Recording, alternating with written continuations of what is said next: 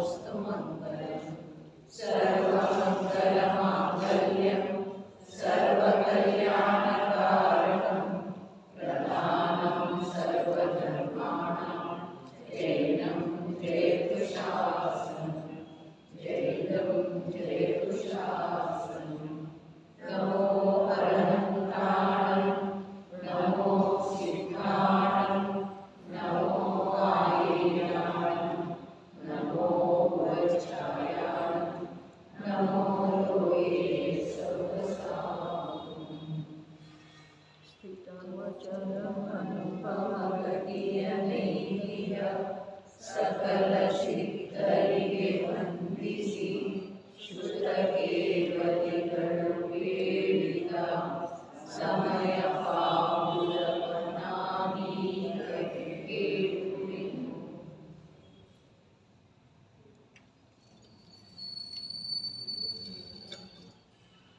ಭಗವಾನ್ ಕುಂದು ಕುಂದು ದೇವ ವಿರಚಿತ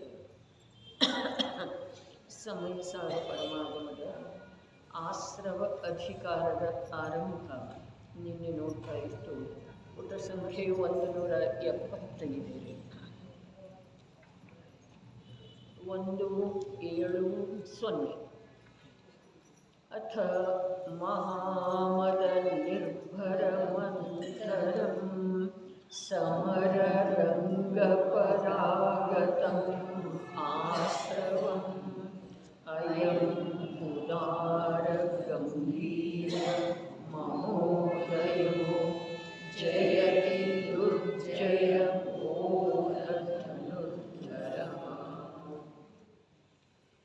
ನೋಡಿರಿ ಎರಡನೇ ಪ್ಯಾರ.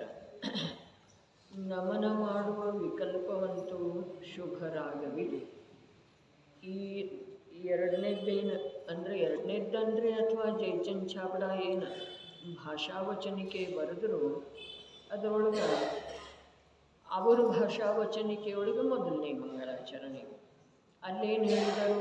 ದ್ರವ್ಯಾಸ್ತ್ರಗಳು ಭಿನ್ನವೆಂದರಿದು ಭಾವಾಸ್ತ್ರವಂಗಳನ್ನು ಕಿಡಿಸಿ ಸಿದ್ಧರಾದ ಪರಮಾತ್ಮರಿಗೆ ನಮಿಸುವೆನು ಸುಖವ ವಹಿಸಿ. ಅದರದ್ದು ಇಲ್ಲಿ ವ್ಯಾಖ್ಯಾನ ಇದೆ. ನಮನ ಮಾಡುವ ವಿಕಲ್ಪವಂತೂ ಶುಭರಾಗವಿದೆ, ಆದರೆ ಜ್ಞಾನಿಗೆ ಆಂತರ್ಯದಲ್ಲಿ ಅಭಿಲಾಷೆಯಂತೂ ನಿರಾಕುಲ ಆನಂದದ ಪ್ರಾಪ್ತಿಯದೇ ಇದೆ. ನಮನ ಮಾಡುವ ವಿಕಲ್ಪದಿಂದ ಆ ನಿರಾಕುಲ ಆನಂದದ ಪ್ರಾಪ್ತಿಯಾಗುವುದಿಲ್ಲ. ಅದರ ಪ್ರಾಪ್ತಿಯಂತೂ ಸ್ವಾಶ್ರಯದಿಂದಲೇ ಆಗುತ್ತದೆ. ಆದರೆ ಸಾಧಕರಿಗೆ ಸಾಧಕನ ಭೂಮಿಕೆಯಲ್ಲಿ ಸಿದ್ಧರ ಕುರಿತಾಗಿ ನಮನದ ಭಾವವು ಬಂದಲ್ಲದೇ ಇರುವುದಿಲ್ಲ. ಅದರಿಂದ ಇಲ್ಲಿ ಅತೀಂದ್ರಿಯ ಆನಂದದ ಅಭಿಲಾಷೆಯಿಂದ ಜಿನೇಂದ್ರರಿಗೆ ನಮನ ಮಾಡಲಾಗಿದೆ. ಎಷ್ಟೊಂದು ವಿಷಯ ಬಂತು. ನಮನ ಮಾಡುವ ವಿಕಲ್ಪವಂತೂ ಶುಭರಾಗವಿದೆ, ಅದರೊಳಗೆ ಯಾವ ಸಂಶಯನೂ ಇಲ್ಲ. ವಿಕಲ್ಪ ಯಾರಿಗೆ ಬರಲಿ, ಮಿಥ್ಯಾದೃಷ್ಟಿಗೆ ಬರಲಿ, ಸಮ್ಯಕ್ ದೃಷ್ಟಿಗೆ ಬರಲಿ, ಸಾಧಕನಿಗೆ ಬರಲಿ, ಸಂಸಾರಿಗೆ ಬರಲಿ, ಅರಹಂತರಿಗೆ ಅಥವಾ ಸಿದ್ಧರಿಗೆ ನಮನ ಮಾಡುವ ವಿಕಲ್ಪ ಅದೇನಿದೆ? ಶುಭ ಭಾವ ಇದೆ. ವಿಕಲ್ಪ ನಮನ ಮಾಡುವ ವಿಕಲ್ಪ, ಆ ವಿಕಲ್ಪದಿಂದ ಮತ್ತೇನಿರ್ತಿದೆ ಆ ವಿಷಯ ಬೇರೆ ಇದೆ. ನಮನ ಮಾಡುವ ವಿಕಲ್ಪ ಏನಿದೆ ಅದು ಶುಭರಾಗಿದೆ. ಹಾಗಾದರೆ ಶುಭರಾಗದ ಜ್ಞಾನಿಗೆ ಆಂತರ್ಯದೊಳಗೆ ಅಭಿಲಾಷೆ ಯಾವುದರದ್ದು ಇದೆ? ನಿರಾಕುಲ ಆನಂದದ ಪ್ರಾಪ್ತಿಯದೇ ಅಭಿಲಾಷೆ ಇದೆ. ಎಷ್ಟು ವಿಚಿತ್ರ ನೋಡ್ರಿ. ಸಿದ್ಧರಿಗೆ ನಮಸ್ಕಾರ ಮಾಡುವ ಭಾವ ಏನಿದೆ ಅದು ಶುಭರಾಗ ಇದೆ. ಮತ್ತು ಆ ಶುಭರಾಗ ಇದ್ರೂ ನಮಸ್ಕಾರ ಮಾಡುವುದರ ಹಿಂದೆ ಅಭಿಲಾಷೆ ಏನಿದೆ ಅಂತಂದ್ರೆ ನಿರಾಕುಲ ಶಾಂತಿಯ ಪ್ರಾಪ್ತಿಯದೇ ಅಭಿಲಾಷೆ ಇದೆ. ನಮಗೆ ಅಭಿಲಾಷೆ ಆ ಪ್ರಕಾರದ ಇದೆಯನ, ಬೇರೆ ಯಾವುದರ ಇದೆಯನ? ಏನು ಯಾವುದ ಅಭಿಲಾಷೆನೇ ಇಲ್ಲ, ಸುಮ್ಮನೆ ಯಾಂತ್ರಿಕವಾಗಿ ನಮಸ್ಕಾರ ಮಾಡ್ತಾ ಇದ್ದೇವೆ. ಇದನ್ನು ನಮ್ಮಲ್ಲೇ ನಾವು ನೋಡ್ಕೊಳ್ಳೋದ್ರಿ. ಅಂಥೇಳಿದ್ರೆ ಟೋಡರ್ಮಲ್ಲರ ಮೋಕ್ಷ ಮಾರ್ಗ ಪ್ರಕಾಶಕದಲ್ಲಿ ಸ್ಪಷ್ಟ ಮಾಡಿದರು. ಕುಲಪರಂಪರೆಯ ಅನುಸಾರ ದೇವರಿಗೆ ನಮಸ್ಕಾರ ಮಾಡೋದ, ಪೂಜೆ ವ್ರತಾದಿಗಳನ್ನು ಮಾಡೋದು ಕುಲಪರಂಪರೆಯ ಅನುಸಾರ. ಅದರಿಂದ ಯಾವ ಕಾರ್ಯನೂ ಆಗುವುದಿಲ್ಲ ಅಂಥೇಳಿ ಹೇಳಿದರೆ, ಇಲ್ಲಿ ನಮಸ್ಕಾರ ಮಾಡುವ ವಿಕಲ್ಪಂತೂ ಜ್ಞಾನಿಗೆ ಬರೋದನ, ಸಾಧಕನಿಗೆ ಬರೋದನ ರೀ. ಆದರೆ ಅಭಿಲಾಷೆಯೇ ಆ ಯಾವ ಶುಭರಾಗ ಬಂದಿದೆಯಲ್ಲ ಅದರೊಳಗೆ ಯಾವುದೇ ಪ್ರಕಾರದಿಂದ ಏಕತ್ವ ಅವನದಿಲ್ಲ. ಅಭಿಲಾಷೆ ಯಾವುದರದಿದೆ? ಸಿದ್ಧರಂಥದ್ದನ ನಿರಾಕುಲ ಶಾಂತಿ, ಶಾಶ್ವತ ಶಾಂತಿ, ಸ್ವಾಧೀನ ಸುಖವನ್ನು ಪಡೆದುಕೊಳ್ಳುವ ಅಭಿಲಾಷೆ ಇದೆ. ಆ ಸ್ವಾಧೀನ ಅರ್ಥಾತ್ ನಿರಾಕುಲ ಸುಖ ಏನಿದೆ ಅದು ತನ್ನಲ್ಲೇನೇ ಇದೆ. ಹಾಗಾದ್ರೆ ನಮಸ್ಕಾರ ಮಾಡುವುದರ ಹಿಂದೆ ಯಾವ ಅಭಿಲಾಷೆ ಇದೆಯಲ್ಲ ಆ ಅಭಿಲಾಷೆಯ ಕಾರಣದಿಂದ ಆ ಸ್ವ ಆಶ್ರಯದ ಮೂಲಕ ಸ್ವ ಆಶ್ರಯವನ್ನೇ ಮಾಡ್ತಾನೆ. ಸ್ವ ಆಶ್ರಯದ ಮೂಲಕ ಸಿದ್ಧರಿಗೆ ನಮನ ಮಾಡ್ತಾನೆ ರೀ. ಅಲ್ಲಿ ನಮನ ಮಾಡುವ ಭಾವ ಏನಿದೆ ಅದು ಶುಭರಾಗಿ ಇದೆ. ಅದರ ಹಿಂದೆ ಅಭಿಲಾಷೆ ಏನಿದೆ ಅದ ನಿರಾಕುಲ ಶಾಂತಿ ಅಥವಾ ಆನಂದದ ಪ್ರಾಪ್ತಿದ್ದೇ ಇದೆ. ಮತ್ತು ಆ ನಿರಾಕುಲ ಆನಂದದ ಪ್ರಾಪ್ತಿಯ ಅಭಿಲಾಷೆ ಇರುವುದರಿಂದ ನಿರಾಕುಲ ಆನಂದದ ಪ್ರಾಪ್ತಿ ಯಾರಿಂದ ಆಗ್ತಿದೆಯೋ ಅವರ ಆಶ್ರಯ ಇದೆ ರೀ. ಕಾರ್ಯ ಎಷ್ಟದು? ನಮನ ಮಾಡುವ ಭಾವರೂಪದ ಶುಭರಾಗ. ಆ ಶುಭರಾಗ ಇದ್ರೂ ಅದರೊಳಗೆ ಧನ್ಯತೆಯ ಅಥವಾ ಕೃತಕೃತ್ಯತೆಯ ಅನುಭವ ಇಲ್ಲ, ಅದರೊಳಗೆ ತೃಪ್ತಿಯ ಅನುಭವ ಇಲ್ಲ. ಅದರ ಹಿಂದೆ ಅಭಿಲಾಷೆ ಏನಿದೆ? ನಿರಾಕುಲ ಆನಂದದ ಪ್ರಾಪ್ತಿ ಮಾಡಿಕೊಳ್ಳುವ ಅಭಿಲಾಷೆ ಇದೆ. ಹಾಗಾದರೆ ನಿರಾಕುಲ ಆನಂದದ ಪ್ರಾಪ್ತಿ ಸಿದ್ಧರಿಗೆ ನಮನ ಮಾಡುವುದರಿಂದ ಆಗುವುದಿಲ್ಲ. ನಿರಾಕುಲ ಆನಂದದ ಪ್ರಾಪ್ತಿ ಸಿದ್ಧರಿಗೆ ನಮನ ಮಾಡುವ ಶುಭರಾಗದಿಂದ ಆಗುವುದಿಲ್ಲ, ಆದರೆ ಸ್ವ ಆಶ್ರಯದಿಂದ ಆಗ್ತಿದೆ. ಹಾಗಾದರೆ ನಮಸ್ಕಾರ ಮಾಡೋದು ಜಗತ್ತಿಗೆ ಕಾಣಿಸ್ತಿದೆ ರೀ. ಸಿದ್ಧರ ಸ್ತುತಿ ಮಾಡ್ತಾ ಇರೋದು ಜಗತ್ತಿಗೆ ಕಾಣಿಸ್ತಿದೆ, ಆದರೆ ಅಭಿಪ್ರಾಯ ಗೊತ್ತಾಗೋದಿಲ್ಲ. ಅಭಿಪ್ರಾಯದ ಅನುಸಾರ ಆಶ್ರಯ ಯಾರ್ದು ಮಾಡಿದ್ದಾನೆ ಸಾಧಕ ಜೀವ ಅನ್ನೋದು ಗೊತ್ತಾಗೋದಿಲ್ಲರಿ. ಹೊರಗಿನ ಕಾರ್ಯ ಅಷ್ಟೇ ಕಾಣಿಸ್ತಿದೆ ರೀ. 92ನೇ ಪುಟ ತೆಗೀರಿ.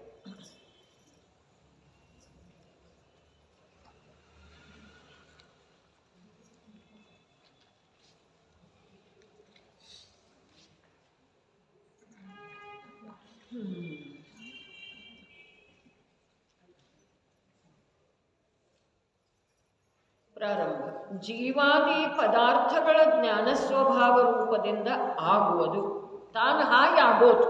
ಹಾಗೆ ಜೀವಾದಿ ಪದಾರ್ಥಗಳ ಜ್ಞಾನ ಸ್ವಭಾವ ರೂಪದಿಂದ ಆಗುವುದು ಎಂದರೆ ಪರಿಣಮಿಸುವುದು. ಅದು ಜ್ಞಾನ ಇದೆ. ಜ್ಞಾನದ ಪರಿಭಾಷೆ ಮಾಡಿದ್ದಾರೆ. ಜೀವಾದಿ ಪದಾರ್ಥಗಳ ಅಂದರೆ 8-9 ಪದಾರ್ಥಗಳದ್ದು ಅಥವಾ 7 ತತ್ವಗಳದ್ದು. ಆ ಪದಾರ್ಥಗಳ ಪದಾರ್ಥಗಳ ಜ್ಞಾನ ಸ್ವಭಾವ ರೂಪದಿಂದ ಪದಾರ್ಥಗಳನ್ನು ತಿಳಿಯುವ ಅನ್ನುವ ಕೃತ್ರಿಮತೆ ಇಲ್ಲ. ಪದಾರ್ಥಗಳು ತಿಳಿದು ಬರುವ ರೂಪದಿಂದ ಇವು ಪರಿಣಮನ ಮಾಡೋದು, ಇವನ ಜ್ಞಾನ ಪರಿಣಮನ ಮಾಡೋದು, ಇವನ ಜ್ಞಾನ ಹಾಗೆ ಆಗೋದು. ತಿಳಿಯುವ ರೂಪದಿಂದ ಆಗೋದಿಲ್ಲ, ಅವು ತಿಳಿದು ಬರುವ ರೂಪದಿಂದ ಆಗೋದರೆ. ಕನ್ನಡಿಯೊಳಗ ಪದಾರ್ಥಗಳು ಕಾಣಿಸುವ ಸಲುವಾಗಿ ಕನ್ನಡಿ ಸ್ವಚ್ಛ ಇರಬೇಕ್ರಿ. ಯಾವ ಪದಾರ್ಥವನ್ನು ನೋಡುವುದಿದೆಯಲ್ಲ ಆ ಪದಾರ್ಥದ ಸನ್ಮುಖ ಇರಬೇಕು. ಹಾಗಾದರೆ ಇಲ್ಲಿ ಜ್ಞಾನ ಯಾವುದಕ್ಕಂತಾರೋ ಅಂತಂದ್ರೆ ಜೀವ ಮೊದಲಾದ ಪದಾರ್ಥಗಳ ಅದರಲ್ಲಿ ತಿಳಿದು ಬರುವ ಹಾಗೆ ಅದು ಸ್ವಚ್ಛ ಆಗಬೇಕ್ರಿ, ಒಂದು ಮಾತು. ಮತ್ತು ಆ ಜೀವಾದಿ 9 ಪದಾರ್ಥಗಳ ತಿಳಿದು ಬರುವ ರೂಪದಿಂದ ಸ್ವಯಂ ಪರಿಣಮನ ಮಾಡುವುದು ಯಾವುದಿದೆಯೋ ಅವು ತಿಳಿದು ಬರುವ ರೂಪದಿಂದ, ತಿಳಿಯುವ ರೂಪದಿಂದ ಅಂತೇಳಿ ಹೇಳಿದ್ರೂ ಅಲ್ಲಿ ತಿಳಿಯುವ ಸಲುವಾಗಿ ಏನೂ ಕಾರ್ಯ ಮಾಡ್ತಾ ಇಲ್ಲ. ತಿಳಿಯುವುದಾದ ಜ್ಞಾನದ ಸ್ವಭಾವನೆ ಇದೆ ರೀ. ಆದರೆ ಅದರೊಳಗೆ ಏನು ತಿಳಿದು ಬರೋದಾ? ಅದರೊಳಗೆ ಜೀವ ಮೊದಲಾದ 9 ಪದಾರ್ಥಗಳ ಸ್ವರೂಪ ತಿಳಿದು ಬರೋದು. ಇದು ಸಾಧ್ಯ ಇದೆ ಏನ್ರಿ? ತಿಳಿಯುವುದ ಮತ್ತು ಅವು ತಿಳಿದು ಬರುವ ರೂಪದಿಂದ ಅದು ಉಳಿಯುವುದ. ಅದಕ್ಕೆ ಇಲ್ಲಿ ಆಗುವುದ ಮತ್ತು ಪರಿಣಮಿಸುವುದ ಅಂಥೇಳಿ 2 ಶಬ್ದ ಕೊಟ್ಟದ್ದಿದೆ. ಜೀವಾದಿ ಪದಾರ್ಥಗಳ ಜ್ಞಾನ ಸ್ವಭಾವದಿಂದ ಜ್ಞಾನ ಆಗ್ತಾ ಇದೆ ಅಥವಾ ಜ್ಞಾನ ಆಗುವ ರೂಪದಿಂದ ಪರಿಣಮನ ಮಾಡ್ತಾ ಇದೆ. ಜ್ಞಾನ ಆಗುವ ರೂಪ ರೂಪದಿಂದ ಪರಿಣಮನ ಮಾಡೋದಂದ್ರೆ ಏನು? ಬಸ್ ಜ್ಞಾನ ಆಗಿ ಬಿಡುತ್ತದೆ. ಹೇಳಲಿಕ್ಕೆ ಇದಕ್ಕಿಂತ ಹೆಚ್ಚಿಗೆ ನನಗೆ ಬರುವುದಿಲ್ಲ. ಜೀವಾದಿ ಪದಾರ್ಥಗಳ ಜ್ಞಾನ ಸ್ವಭಾವ ರೂಪದಿಂದ, ಜ್ಞಾನ ಸ್ವಭಾವ ಯಾವುದರ ಜ್ಞಾನ ಸ್ವಭಾವ? ಆ ಪದಾರ್ಥಗಳ ತಾನಾಗೇ ತಿಳಿದು ಬರುವಂಥ ಜ್ಞಾನ ಸ್ವಭಾವ ರೂಪದಿಂದ ಜ್ಞಾನ ಆಗೋದು ಅಥವಾ ಜ್ಞಾನದ ಪರಿಣಮನ ಆಗೋದು, ಅದರ ಹೆಸರು ಜ್ಞಾನ ಇದೆ ಎಂದು ಈಗ ಹೇಳುತ್ತಾರೆ. ನೋಡಿರಿ, ಇಲ್ಲಿ ಶಾಸ್ತ್ರಜ್ಞಾನದ ಮಾತು ಇಲ್ಲ, ಅದಂತೂ ಪರಲಕ್ಷಿ ಜ್ಞಾನವಿದೆ. ಇಲ್ಲಿ ಅಂತೂ ಆತ್ಮನ ಜ್ಞಾನದ್ದು. ಪದ್ಮಯಲ್ಲಿ ಅದರ ಹಿಂದದ ಇಲ್ಲಿ ಅಂತೂ ಆತ್ಮನ ಜ್ಞಾನದ್ದು ಆಂತರ್ಯದೊಳಗೆ ಸ್ವಸಂವೇದನ ರೂಪ. ನೋಡ್ರಿ ಎಷ್ಟು ಸ್ಪಷ್ಟ ಮಾಡಿದ್ದಾರೆ. ಅದು ಭಲೆ ಅವರು ಯಾವ ಪ್ರಕಾರ ಸ್ಪಷ್ಟ ಮಾಡಿದಾರೋ ಅದಕ್ಕಿಂತ ಸ್ಪಷ್ಟ ಮಾಡುವಂಥ ಸಾಮರ್ಥ್ಯ ನಮ್ಮ ವಚನದಲ್ಲಿ ಇರಲಿಕ್ಕಿಲ್ಲ. ಆದರೆ ಅವರು ಯಾವ ಪ್ರಕಾರ ಸ್ಪಷ್ಟ ಮಾಡಿದಾರೋ ಅದಕ್ಕಿಂತ ಸ್ಪಷ್ಟ ರೂಪದಿಂದ ತಿಳ್ಕೊಳ್ಳುವ ಸಾಮರ್ಥ್ಯ ನಮ್ಮಲ್ಲೇ ಇಲ್ಲಿ ಕೂತಿರುವವರು ಎಲ್ಲರ ಜ್ಞಾನದೊಳಗೆ ಇದೆ. ಉಪಯೋಗದ ಏಕಾಗ್ರತೆಯಿಂದ. ಇಲ್ಲಿ ಶಾಸ್ತ್ರಜ್ಞಾನದ ಮಾತು ಇಲ್ಲ. ಅದಂತೂ ಎಂದರೆ ಪರಲಕ್ಷಿ ಜ್ಞಾನ ಏನಿದೆ, ಅದಂತೂ ಶಾಸ್ತ್ರಜ್ಞಾನ ಏನಿದೆ, ಪರಲಕ್ಷಿ ಜ್ಞಾನ ಇದೆ. ಇಲ್ಲಿ ಅಂತೂ ಹಾಗಾದರೆ ಇಲ್ಲೇನು ನಡೆದದ್ದಿದೆ? ಆತ್ಮನ ಜ್ಞಾನದ್ದು ಆಂತರ್ಯದೊಳಗೆ ಸ್ವಸಂವೇದನ ರೂಪ, ಸ್ವದ ಪ್ರತ್ಯಕ್ಷ ಜ್ಞಾನ ರೂಪವಾಗುವುದನ್ನು ಜ್ಞಾನವೆಂದು ಹೇಳಿದ್ದಾರೆ. ಭಾವ ತಿಳಿತಿದೇನ್ರಿ? ಇದರದ ಮರ್ಮ ತಿಳಿತಿದೇನ? ಇದರ ಅರ್ಥ ಭಾಷಿತ ಆಗ್ತಾ ಇದೆಯೇನ?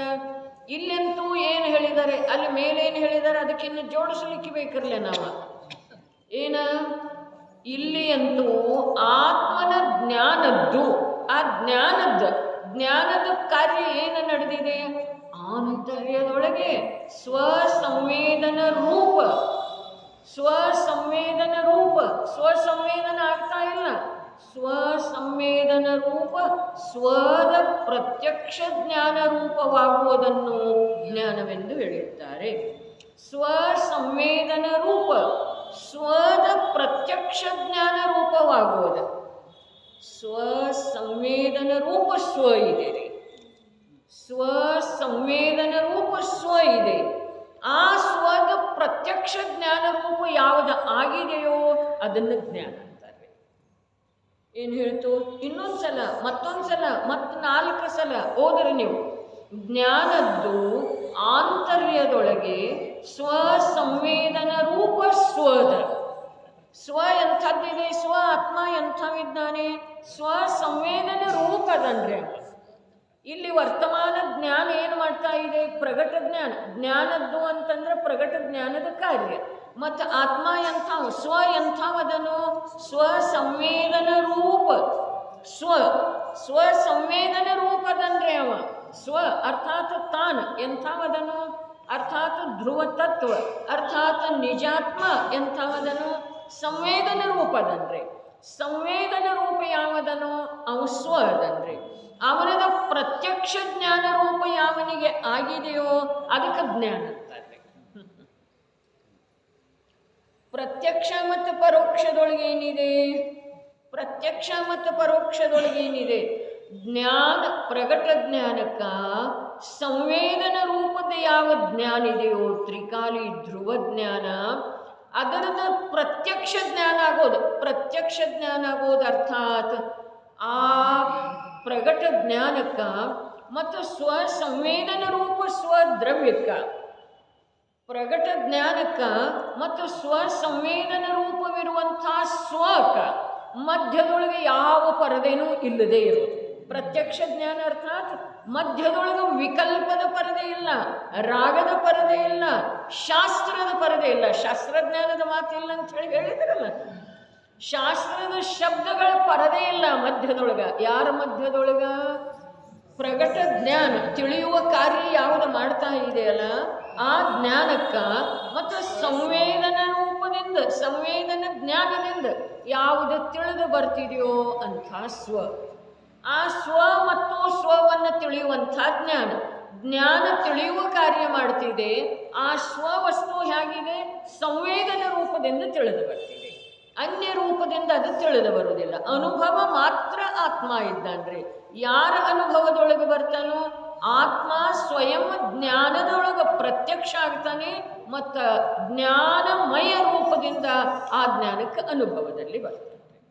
ಎಲ್ಲಿ ಪರದ ಏನೂ ಮಾತಿಲ್ಲ, ಎಲ್ಲಿಯವರೆಗೆ ಪರದ ಗ್ರಹಣ ಇದೆಯೋ ನೋಡ್ರಿ, ಯಾವ ಪ್ರಕಾರ ಎಲ್ಲಿವರೆಗೆ ರಾಗದ ಅಂಶ ಘಾತಿ ಕರ್ಮಗಳ ಅಂಶ ಇದೆಯೋ ಅಲ್ಲಿಯವರೆಗೆ ಪರಮಾತ್ಮ ದಶೆ ಯಾವ ಪ್ರಕಾರ ಪ್ರಾಪ್ತ ಆಗುವುದಿಲ್ಲವೋ ಅದೇ ಪ್ರಕಾರ ಎಲ್ಲಿವರೆಗೆ ಯಾವುದಾದರೂ ಸೂಕ್ಷ್ಮ ರಾಗದ ಕೂಡ ಜ್ಞಾನದೊಳಗೆ ಸ್ವೀಕಾರ ಇದೆಯೋ ಅಲ್ಲಿವರೆಗೆ ಆ ಸಂವೇದನ ರೂಪ ಯಾವ ಸ್ವ ಆತ್ಮ ಇದ್ದಾನೋ ಅವು ತಿಳಿದು ಬರೋದು.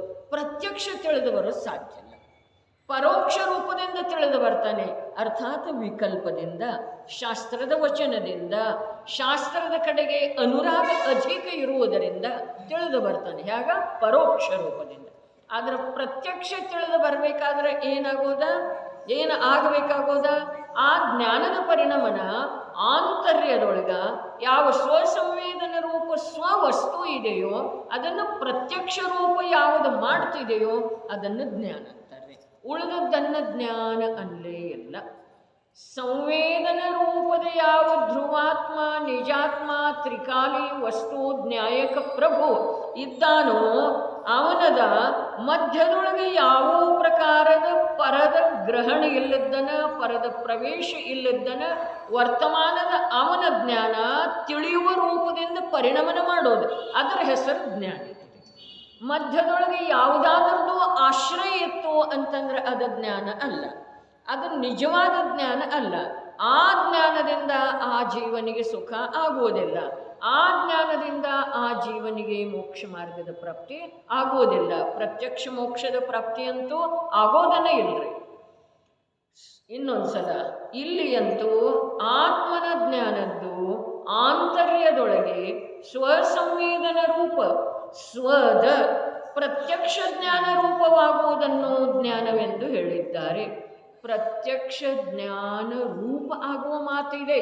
ಅದು ಪ್ರತ್ಯಕ್ಷ ಜ್ಞಾನ ರೂಪ ಆದ ನಂತರ ಅದರೊಳಗ ಈ ಜೀವ ಮೊದಲಾದ 9 ಪದಾರ್ಥಗಳ ಹೇಗಿದಾವೆಯೋ ಹಾಗೆ ತಿಳಿದು ಬರ್ತವೆ. ಅಲ್ಲಿ ಇರ್ತವೇನ್ರಿ 9 ಪದಾರ್ಥಗಳ? ಅಲ್ಲಿ ಇರುವ ಅವಶ್ಯಕತೆ ಇಲ್ಲ. ಯಾಕೆಲ್ಲ? ಅಲ್ಲಂತೂ ಎದುರಿಗೆ ಆತ್ಮ ಅದನ್ರಿ, ಸಂವೇದನ ರೂಪ ಆತ್ಮ ಅದನ್ನ, ಅವು ಪ್ರತ್ಯಕ್ಷದನ್ರಿ. ಆ ವೇಳೆಯೊಳಗೆ 9 ಪದಾರ್ಥಗಳನ್ನ ತಿಳಿಯುವುದೆಲ್ಲಿ ಅವಶ್ಯಕ ಇದೆ? 9 ಪದಾರ್ಥಗಳು ಎಲ್ಲಿದ್ದಾವೆ? ಅಲ್ಲಿ ಪದಾರ್ಥ ಇಲ್ಲದಿದ್ರೂ ಅವುಗಳನ್ನು ತಿಳಿಯೋದು ಅವಶ್ಯಕ ಇಲ್ಲದಿದ್ರೂ ಅವು ಅವನ ಜ್ಞಾನದೊಳಗೆ ಯಥಾರ್ಥ ರೂಪದಿಂದ ತಿಳಿದು ಬರ್ತವೆ. ಇದುವೇ ಜ್ಞಾನದ ಸ್ವಭಾವ ಇದೆ. ಜ್ಞಾನ ಸ್ವಭಾವಿ ಭಗವಾನ ಆತ್ಮನು ಯಾವಾಗ ತನ್ನ ಸ್ವರೂಪದಿಂದ ಜ್ಞಾನರೂಪ ಪರಿಣಮನ ಮಾಡುತ್ತಾನೆ, ಪರಿಣಮಿಸುತ್ತಾನೆ, ಅದನ್ನು ಜ್ಞಾನವೆಂದು ಹೇಳುತ್ತಾರೆ. ಮತ್ತು ಅದು ವೀತರಾಗಿ ಪರ್ಯಾಯವಿದೆ. ಜ್ಞಾನ ಮತ್ತು ಜ್ಞಾನಮಯ ಆತ್ಮನ ಮಧ್ಯದೊಳಗೆ ಯಾವುದೂ ಇಲ್ಲ ಅಂತಂದ್ರೆ ಆ ಜ್ಞಾನ ಏನಿದೆ ಅದು ವೀತರಾಗಿ ಪರ್ಯಾಯ ಇದೆ. ಇನ್ನೊಂದು ಯಾವುದಾದ್ರೂ ಅದರ ಮಧ್ಯದೊಳಗೆ ಬಂತು ಅಂತಂದ್ರೆ ಅದು ಸರಾಗ ರೂಪದ ಪರ್ಯಾಯ ಇದೆ, ಅದರಿಂದ ಬಂಧ ಆಗ್ತಿದೆ. ಯಾವುದರಿಂದ ಬಂಧ ಆಗ್ತಿದೆಯೋ, ಬಂಧಾಗುವಂಥ ಭಾವ ಯಾವುದಿದೆಯೋ ಆ ಭಾವದ ಅಂಶ ಮಾತ್ರರೇ ಯಾಕಾಗಲ್ತ ಆಕುಲತೆಯ ಅನುಭವನ ಆಗೋದ್ರಿ ವರ್ತಮಾನದೊಳಗ. ವೀತರಾಗಿ ಪರ್ಯಾಯವಿದೆ. ಸೋದರನೇ, ತ್ರಿಲೋಕ ಸ್ವಾಮಿ ವೀತರಾಗ ಸರ್ವಜ್ಞ ದೇವರು ಇಂದ್ರರು ಮತ್ತು ಗಣಧರರುಗಳ ಮಧ್ಯದಲ್ಲಿ ಧರ್ಮಸಭೆಯೊಳಗೆ ಯಾವ ಮಾತು ಹೇಳಿದ್ದಾರೆ ಅದೇ ಮಾತು ಇಲ್ಲಿದೆ. ಇದನ್ನು ಬಹಳ ಸರ್ತಿ ಹೇಳ್ತಾರ್ರಿ ಅವರ. ಲಾಖೋ ಕರೋಡೋ ದೇವೋಂಕೆ ಹಾಜರಿ ಮೇ ಅಂಥೇಳಿ ಹೇಳ್ತಾರಲ್ಲ, ಲಕ್ಷಾಂತರ ಕೋಟ್ಯಾಂತರ ದೇವಗಳ ಉಪಸ್ಥಿತಿಯಲ್ಲಿ ಹೇಳಿದ ಮಾತು ಇದೆ. ಹಾಗಾದ್ರೆ ದೇವಗಳ ಇವರೇನು ಸುಳ್ಳು ಹೇಳಿದ್ರೆ ಅವರಿಗೆ ಶಿಕ್ಷೆ ಕೊಡ್ತಾರೆ? ಹಾಗಾದ್ರೆ ಅವ್ರದ ಸಾಕ್ಷಿ ಯಾಕೆ ಹೇಳ್ತಾ ಇದ್ದಾರೆ ಇವರ? ಅರೇ, ಅಜ್ಞಾನಿಗಳ ಸಮೂಹದೊಳಗೆ ಹೇಳಿರುವಂಥ ಮಾತು ಅಲ್ಲಿದೆ. ಇಲ್ಲಂತೂ ಎರಡು ಶಬ್ದ ಏನದವು, ಇಂದ್ರರು ಮತ್ತು ಗಣಧರರು. ಇಂದ್ರರು ಎಂಥವ್ರದರಿ? ಸಮ್ಯಕ್ ದೃಷ್ಟಿ ಅದರ್ರಿ. ಗಣಧರರು ಎಂಥವ್ರದರು? ಸಮ್ಯಕ್ ದೃಷ್ಟಿ ಅದರು, 4 ಜ್ಞಾನಧಾರಿ ಅದರ್ರಿ. ಇವರು ಸುಳ್ಳು ಹೇಳೋದು ಅವ್ರ ಮುಂದೆ ಸಾಧ್ಯ ಇದೆಯೇನ? ಅವರಿಗಂತೂ ಸುಳ್ಳು ಹೇಳುವುದ ಅಥವಾ ಹೇಳುವುದನ್ನೇ ಇಲ್ರಿ. ಯಾರಿಗೆ? ತೀರ್ಥಂಕರರಿಗೆ. ಆದ್ರೆ ಆ ತೀರ್ಥಂಕರ ನಾಮಕರ್ಮ ಏನು ಬಂಧ ಆದದ್ದಿದೆಯಲ್ಲ, ಎಷ್ಟು ಅದ್ಭುತ ವ್ಯವಸ್ಥೆ. ತೀರ್ಥಂಕರ ನಾಮಕರ್ಮದ ಬಂಧ ಏನು ಆದದ್ದಿದೆಯಲ್ಲ, ಅದು ಕೇವಲ ಜ್ಞಾನ ಆದ ನಂತರ ಉದಯಕ್ಕೆ ಬರ್ತಿದೆ ರೀ. ಕೇವಲ ಜ್ಞಾನ ಆದ ನಂತರ ಉದಯಕ್ಕೆ ಬಂದ ನಂತರ ಅಲ್ಲೇನು ಆ ತೀರ್ಥಂಕರ ನಾಮಕರ್ಮದ ಉದಯದಿಂದ ದಿವ್ಯಧ್ವನಿ ಹೊರಡುತ್ತಿದೆಯೋ, ಆ ದಿವ್ಯಧ್ವನಿ ರಾಗರಹಿತ ಆತ್ಮನ ಪರಿಣಮನದೊಳಗೆ ವೀತರಾಗ ಸ್ವಭಾವದಲ್ಲಿ ಅಂತರ್ನಿಮಗ್ನ ಆ ಪರಮಾತ್ಮ ಆದ ನಂತರ ಇಲ್ಲಿ ದಿವ್ಯಧ್ವನಿ ಹೊರಡ್ತಿದ್ದಾರೆ. ಇಚ್ಛೆಯ ಮಾತಂತೂ ಇಲ್ಲವೇ ಇಲ್ಲ, ಸುಳ್ಳು ಹೇಳುವ ಮಾತಂತೂ ಇಲ್ಲ, ಹೇಳುವ ಮಾತನ್ನ ಇಲ್ಲರೇ ಅಲ್ಲಿ. ಆದರೆ ಇಲ್ಲೇನು ಹೇಳಿದರು? ಹೇಳುವ ಅರ್ಥಾತ್ ಅವರ ದಿವ್ಯಧ್ವನಿಯೊಳಗೆ ಬಂತನ. ಏನು ಬಂತು? ಅಲ್ಲಿ 100 ಇಂದ್ರರ ಮತ್ತು ಗಣಧರರ ಉಪಸ್ಥಿತಿ. ಅರೆ ಧರ್ಮಸಭೆ ಅದಕ್ಕಂತಾರ್ರಿ. ಯಾವುದಕ್ಕ? ತೀರ್ಥಂಕರರ ಇಚ್ಛೆ ಇಲ್ಲದನ ವಸ್ತು ಸ್ವರೂಪದ ಪ್ರತಿಪಾದನೆ ಆಗ್ತಾ ಇರಬೇಕು. ಶ್ರೋತೃ ವೃಂದದೊಳಗ ಇಂದ್ರರ ಮತ್ತು ಗಣಧರರ ಇರಬೇಕು. ಸಾಮಾನ್ಯ ಅಜ್ಞಾನಿ ಜೀವಗಳಿಗೆ ಏನು ಹೇಳೋದಿದೆ, ಇನ್ನು ಅಜ್ಞಾನಿಗಳು ಏನು ಹೇಳೋದಿದೆ? ಅಜ್ಞಾನಿ ಜೀವರುಗಳಿಗೆ ಹೇಳೋದು ಇಲ್ಲ, ಅಜ್ಞಾನಿಗಳು ಏನು ಹೇಳೋದಿದೆ? ಹೇಳೋರು ಎಂಥವ್ರದರು? ಕೇವಲ ಜ್ಞಾನಿ ಅದರ್ರಿ. ಕೇಳೋರು ಎಂಥವ್ರದರು? ಏಕಭವಾವತಾರಿ ಅಥವಾ 4 ಜ್ಞಾನಧಾರಿ ಇದ್ದಾರೆ. ಇದು ಧರ್ಮಸಭೆ, ಇದು ಧರ್ಮದ ವಕ್ತಾ ಮತ್ತು ಶ್ರೋತಾನ ಸ್ವರೂಪಿದೆ. ಇನ್ನು ಈ ಪ್ರಕಾರದ ಸ್ವರೂಪವನ್ನು ಹೇಳುವಂಥವ್ರು ಮತ್ತೆ ಯಾರದರು? ಅರೆ ನಿರಂತರ ಆಂತರ್ಯದಲ್ಲಿ ಶುದ್ಧೋಪಯೋಗದ ಸಾಧನೆಯೊಳಗೆ ಯಾರ ತಲ್ಲೀನ ಅದರೋ, ಯಾರ ಉಪಯೋಗದೊಳಗ ಶುದ್ಧಾತ್ಮ ನಿರಂತರ ಪ್ರಕಟ ಆಗ್ತಾ ಇದ್ದಾನೋ, ಯಾರ ಉಪಯೋಗ ಆ ಶುದ್ಧಾತ್ಮನ ಪ್ರಕಟತೆಯೊಳಗೆ ನಿರಂತರ ಉದ್ಯಮಶೀಲ ಇದೆಯೋ ಅಂಥ ಭಾವಲಿಂಗಿ ಸಂತರು ಹೇಳ್ತಾರೆ ಉಪದೇಶ. ಯಾರಿಗೆ ಹೇಳ್ತಾರೆ? ಭವ್ಯ ಜೀವಕ್ಕೆ ಹೇಳ್ತಾರೆ. ಭವ್ಯ ಅಂದರೆ ಯಾರ? ಸಮ್ಯಕ್ ದೃಷ್ಟಿ ಜೀವ. ಹಾಗಾದ್ರೆ ಮಿಥ್ಯಾದೃಷ್ಟಿ ಇರ್ತಾರಂಗಿಲ್ಲರಲ್ಲಿ? ಇರ್ತಾರೆ. ಆದ್ರೆ ಆ ಮಿಥ್ಯಾತ್ವದ ಉದಯ ಇರುವ ವೇಳೆದೊಳಗೆ, ಅರ್ಥಾತ್ ದೃಷ್ಟಿಯೊಳಗೆ ಮಿಥ್ಯಾತ್ವ ಇರುವ ವೇಳೆದೊಳಗೆ, ದೃಷ್ಟಿಯೊಳಗೆ ವಿಪರೀತತೆ ಇರುವ ವೇಳೆದೊಳಗೆ ಅವರಿಗೆ ಆ ವಚನ ಏನಿದೆ, ಉಪದೇಶ ಏನಿದೆ, ಅದು ಒಳಗೆ ಪ್ರವೇಶ ಮಾಡೋದನ್ನ ಇರ್ತದೆ. ಭಾವಲಿಂಗಿ ಸಂತರುಗಳ ಉಪದೇಶ ಯಾರ ಅಂತರಂಗದೊಳಗೆ ಪ್ರವೇಶ ಮಾಡ್ತಿದೆ? ಸಮ್ಯಕ್ ದೃಷ್ಟಿ ಜೀವರುಗಳ ಅಂತರಂಗದೊಳಗೆ. ಮಿಥ್ಯಾದೃಷ್ಟಿ ಜೀವಲ್ಲಿ ಇರ್ತಾರೇನೆಲ್ಲ? ಇರ್ತಾರೆ. ಆದರೆ ದೃಷ್ಟಿಯೊಳಗೆ ಎಲ್ಲಿಯವರೆಗೆ ಮಿಥ್ಯಾತ್ವ ಇದೆ, ವಿಪರೀತ ಮನ್ನಣೆ ಇದೆ. ಅರೆ ಮಿಥ್ಯಾತ್ವ ಕರ್ಮದ ಸದ್ಭಾವ ಇರುವ ಮಾತು ಬೇರೆ ಇದೆ ಅಂಥೇಳಿ ಇದೇ ಸಮಯ ಸಾರದೊಳಗ ಮಿಥ್ಯಾತ್ವ ಕಷಾಯ ಮೊದಲಾದವುಗಳನ್ನು 2 ವಿಧ ಇದ್ದಾವೆ ಅಂಥೇಳಿ ಹೇಳಿದರು. ಒಂದು ಪುದ್ಗಲ ರೂಪದ ಮಿಥ್ಯಾತ್ವ, ಒಂದು ಚೈತನ್ಯ ರೂಪದ ಮಿಥ್ಯಾತ್ವ, ಜೀವರೂಪದ ಮಿಥ್ಯಾತ್ವ. ಹಾಗಾದರೆ ಜೀವರೂಪದ ಮಿಥ್ಯಾತ್ವ ಅರ್ಥಾತ್ ವಿಪರೀತ ಮನ್ನಣೆ ಬರೀ ಉಪಶಮ ಆಗುವ ಮಾತಿದೆ ರೀ. ವಿಪರೀತ ಮನ್ನಣೆ ಬರೇ ಉಪಶಮ ಆಗುವ ಮಾತಿದೆ. ಆವಾಗ ಆ ಜೀವರುಗಳಿಗೆ ಕೂಡ, ಮಿಥ್ಯಾದೃಷ್ಟಿ ಜೀವರುಗಳಿಗೆ ಅಥವಾ ಯಾವನೋ ಮಿಥ್ಯಾದೃಷ್ಟಿ ಜೀವನಿಗೆ ಮುನಿರಾಜರು ಹೇಳುವಂಥ ಶಾಶ್ವತ ಸುಖದ, ಸ್ವಾಧೀನ ಸುಖದ, ಅಂತಃ ತತ್ವದ ಸ್ವರೂಪ ವಿಕಲ್ಪ ಜ್ಞಾನದೊಳಗೆ ತಿಳಿದು ಬರ್ತಿದ್ದೀರಿ. ಆ ಜ್ಞಾನವನ್ನು ತಗೊಂಡು ಅವನು ಒಳಗೆ ಹೋಗ್ತಾನೆ. ಅರ್ಥಾತ್ ಆ ಜ್ಞಾನದ ಆಧಾರದಿಂದ ಅವನು ಒಳಗೆ ಹೋಗ್ತಾನೋ, ಅಲ್ಲೇನಾಗ್ತಿದೆ? ತೀವ್ರ ಪುರುಷಾರ್ಥ ಮಾಡಿದ ಅಂತಂದ್ರೆ ಆ ಮುನಿ ಭಗವಂತರು ಹೇಳುವಂಥ ಅಂತಃತತ್ವ ಅವನಿಗೆ ಅನುಭವದೊಳಗೆ ಬರ್ತಿದೆ. ಅನುಭವದೊಳಗೆ ಬಂದ ನಂತರ ಅವನಿಗೆ ಅದರ ಕುರಿತು ವಿಶ್ವಾಸ ಆಗ್ತಿದೆ. ವಿಶ್ವಾಸ ಅರ್ಥಾತ್ ಸಮ್ಯಕ್ ದರ್ಶನ ಇದೆ. ಭಾಳ ಅದ್ಭುತ. ತ್ರಿಲೋಕ ಸ್ವಾಮಿ ವೀತರಾಗ ಸರ್ವಜ್ಞ ದೇವರು. ತ್ರಿಲೋಕ ಸ್ವಾಮಿ, 3 ಲೋಕದ ಅಧಿಪತಿ ಯಾರ? ವೀತರಾಗ. ಮೂರು ಲೋಕದ ಅಧಿಪತ್ಯ ಯಾವುದರಿಂದ ಪ್ರಾಪ್ತ ಆಗ್ತಿದೆ? ಇಂದ್ರ ಅಂಥದ್ದೊಂದು ಸಿಂಹಾಸನ ನಿರ್ಮಾಣ ಮಾಡಿ ಇನ್ನು ಮೇಲೆ ಇವರೇ ಮೂರು ಲೋಕದ ಪ್ರಭು ಅಂತ ಹೇಳಿದೇನ್ರಿ? ಇಲ್ಲ. ಯಾರ ಆಂತರ್ಯದೊಳಗಿನ ರಾಗದ ಉತ್ಪತ್ತಿ ಆಗೋದು ನಿಂತು ಹೋಗಿದೆಯೋ, ರಾಗದ ಉತ್ಪತ್ತಿಗೆ ಕಾರಣ ಯಾವ ಇದ್ದು ಆ 4 ಘಾತಿ ಕರ್ಮಗಳ ನಿರ್ನಾಮ ಆಗಿ ಹೋಗಿದವೆಯೋ, ನಿರವಶೇಷ ಆಗಿ ಹೋಗಿದವೆಯೋ, ಅಂಥ ವೀತರಾಗ ಮತ್ತು ಸರ್ವಜ್ಞ ಯಾರಿದ್ದಾರೋ ಅವರು ಮೂರು ಲೋಕದ ಸ್ವಾಮಿ ಇದ್ದಾರೆ. ಮೂರು ಲೋಕ ಎಲ್ಲ ಮನ್ನಿಸ್ತಿದೆಯನ್ನ ಮನ್ನಿಸಲೇ ಬಿಡಲಿ, ಆದರೆ ಅವರು ಮೂರು ಲೋಕದ ಸ್ವಾಮಿ, ಗುರು, ದೇವ, ಪ್ರಭು, ಮೂರು ಲೋಕದಿಂದ ಪೂಜನೀಯ ಇದ್ದಾರೆ. ತ್ರಿಲೋಕ ಸ್ವಾಮಿ ಯಾರ? ವೀತರಾಗ ಸರ್ವಜ್ಞ ದೇವರು. ಇಂದ್ರರು ಮತ್ತು ಗಣಧರರುಗಳ ಮಧ್ಯದಲ್ಲಿ ಧರ್ಮಸಭೆಯೊಳಗೆ ಯಾವ ಮಾತು ಹೇಳಿದ್ದಾರೆ ಅದೇ ಮಾತು ಇಲ್ಲಿ ಇದೆ. ಹೋದ್ರೆ ಯಾರು ಹೋಗ್ತಾರೆ?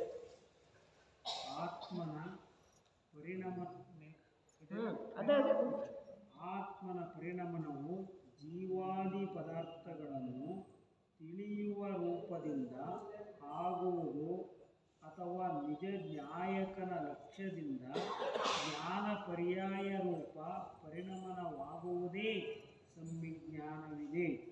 ಏನು ಹೇಳಿದರೆ ಹೋದರೆ ಅಥವಾ ಇನ್ನೊಂದು ಕೋಟಿ ಸರ್ ಹೋದ್ರಿ. ಆತ್ಮನ ಪರಿಣಮನವು ಜೀವಾದಿ ಪದಾರ್ಥಗಳನ್ನು ತಿಳಿಯುವ ರೂಪದಿಂದ ಆಗುವುದು ಅಥವಾ ನಿಜ ಜ್ಞಾನಿಕನ ಲಕ್ಷ್ಯದಿಂದ ಜ್ಞಾನ ಪರ್ಯಾಯ ರೂಪ ಪರಿಣಮನವಾಗುವುದೇ ಸನ್ನಜ್ಞಾನವಿದೆ. ಏನಾದರೂ ತೊಡಕಿದೆ ಏನ್ರಿ ಇದರಲ್ಲಿ? ಏನಾದರೂ ತಿಳಿದು ಬರದೇ ಇರುವಂಥ ವಿಷಯ ಇದೆ ಏನ್ರಿ? ಇಲ್ಲ. ಹೋದ್ರೆ ಸುರಿಕತೆ ಆತ್ಮನ ಪರಿಣಮನವು ಜೀವದ ಅನ್ನಿಲ್ಲ, ಆತ್ಮನ ಪರಿಣಮನವು ಅರ್ಥಾತ್ ತನ್ನ ಪರಿಣಮನ. ತನ್ನ ಪರಿಣಮನ ಹೇಗಾಗೋದ? ಪರಿಣಮನ ಆ ರೂಪ ಆಗೋದು. ಏನ? ಜೀವಾದಿ ಪದಾರ್ಥಗಳನ್ನು ತಿಳಿಯುವ ರೂಪದ ಪರಿಣಮನ ಆಗೋದು ಆತ್ಮಂದ. ಆತ್ಮಂದ ಅರ್ಥಾತ್ ತನ್ನ. ಅಥವಾ ಇನ್ನೊಂದು ಪರಿಭಾಷೆ, ನಿಜ ನ್ಯಾಯಕನ ಲಕ್ಷ್ಯದಿಂದ, ಗುರಿ, ಧ್ಯೇಯ, ಏಕೈಕ ಏನ? ನಿಜ. ನಿಜಾತ್ಮ ಅಲ್ಲ, ನಿಜ ಜೀವ ಅಲ್ಲ, ತನ್ನ ಜೀವ ಅಲ್ಲ. ನ್ಯಾಯಕ. ನ್ಯಾಯಕ ತನ್ನನ್ನು ತಿಳಿಯುವ ರೂಪದಿಂದ ಆಗೋದು. ತನ್ನನ್ನಂದ್ರೆ ಹೇಗ? ಈಗ ಹೇಗಿದ್ದೇನೋ ನಾ ಹೇಗೆ ತಿಳಿತಾ ಇದ್ದೇನೋ ಹಾಗೆ. ಈ ದೇಹ ರೂಪದಿಂದ, ರಾಗ ರೂಪದಿಂದ ಅಲ್ಲ. ನ್ಯಾಯಕ ನಿಜ. ಬಹಳ ಅದ್ಭುತ ಮಾತ್ರ ಇವೆ. ಇಂಥ ವಚನ ಲೋಕದೊಳಗೆ ಸಿಕ್ಕೋದ ಸಾಧ್ಯ ಇಲ್ಲ, ಜೈನ ದರ್ಶನವನ್ನು ಹೊರತುಪಡಿಸಿ.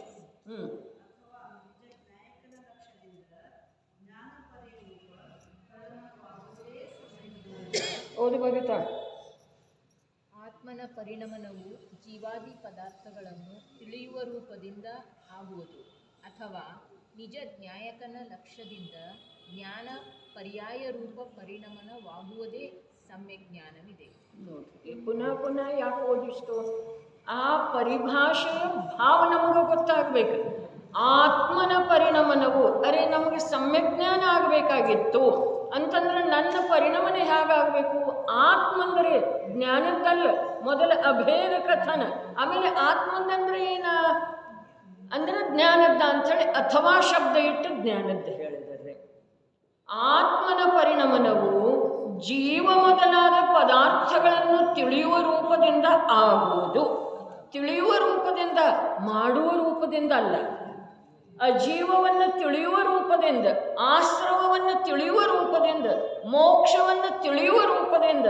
ಅರೆ ವಿಶ್ವದೊಳಗಿರುವನ ಜೀವ ಮೊದಲಾದ 9 ಪದಾರ್ಥ ಅಥವಾ 7 ತತ್ವ. ಆ 9 ಪದಾರ್ಥ ಹೇಗಿದ್ದಾವೆಯೋ ಹಾಗೆ ವಿಶ್ವದೊಳಗಂದ್ರೆ ಈ ಯಾವುದು 343 ಗಣರಜ್ಜು ಪ್ರಮಾಣ ಲೋಕಾಕಾಶ, ಯಾವ ಅನಂತ ಅಲೋಕದೊಳಗ ಅಥವಾ ಅನಂತ ಆಕಾಶದೊಳಗ ಒಂದು ಬಿಂದುವಿನ ಹಾಗೆ ಇದೆ, ಅಂಥ ವಿಶ್ವದ ಮಾತು ಇಲ್ಲ. ವಿಶ್ವ ಅರ್ಥಾತ್ ಜ್ಞಾನ ತಿಳಿಯುವ ರೂಪದ ವಿಶ್ವ ನನ್ನದೇ. ನನ್ನದೇ ವಿಶ್ವ. ನನ್ನದೇ ವಿಶ್ವದೊಳಗೆ 9 ಪದಾರ್ಥ ಅದವ್ರೆ, ಅಥವಾ ಜೀವ ಜೀವ ಎರಡಂತೂ ಅದವ್ರಲ್ಲ.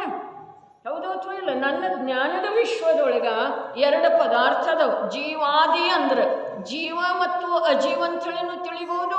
ಜೀವ ಅಜೀವ ಆಶ್ರವ ಬಂಧ ಸಂವರ ನಿರ್ಜರೆ ಅಂಥೇಳಿ ತಿಳಿಬಹುದು. ಪದಾರ್ಥ ಅಂಥೇಳಿ ಹೇಳಿದರಂದ್ಮೇಲೆ ಪುಣ್ಯ ಪಾಪಗಳನ್ನು ಸೇರಿಸನ್ನು ತಿಳಿಬಹುದು. ಅವು ಜೀವ ಅಜೀವ ಅಂದ್ರೆ ಅವೆಲ್ಲ ಗರ್ಭಿತನ ಅದಾವೆ. ಪುಣ್ಯ ಪಾಪ ಸಹಿತ 7 ತತ್ವಗಳ ಗರ್ಭಿತ ಅದು. ಹಾಗಾದ್ರೆ ಇಲ್ಲಿ ಆತ್ಮನ ಪರಿಣಮನ ಅರ್ಥಾತ್ ನನ್ನ ಪರಿಣಮನ ಹೇಗಾಗೋದ? ಜೀವ ಅಜೀವ ಪದಾರ್ಥಗಳನ್ನು ತಿಳಿಯುವ ರೂಪದಿಂದ ಆಗೋದು. ಪರಿಣಮನ ಆಗೋದ್ರೆ ತಿಳಿಯೋದಂತ ಹೇಳಲಿಲ್ಲ. ಅದಕ್ಕೆ ಪ್ರಾರಂಭದೊಳಗ ಹೇಳಿತ ಅದೇ ಮಾತು ಇದೆ. ಜೀವ ಮೊದಲಾದ ಪದಾರ್ಥಗಳನ್ನು ತಿಳಿಯುವಂಥದ್ದು ಜ್ಞಾನದ ಸ್ವಭಾವನೆ ಇದೆ.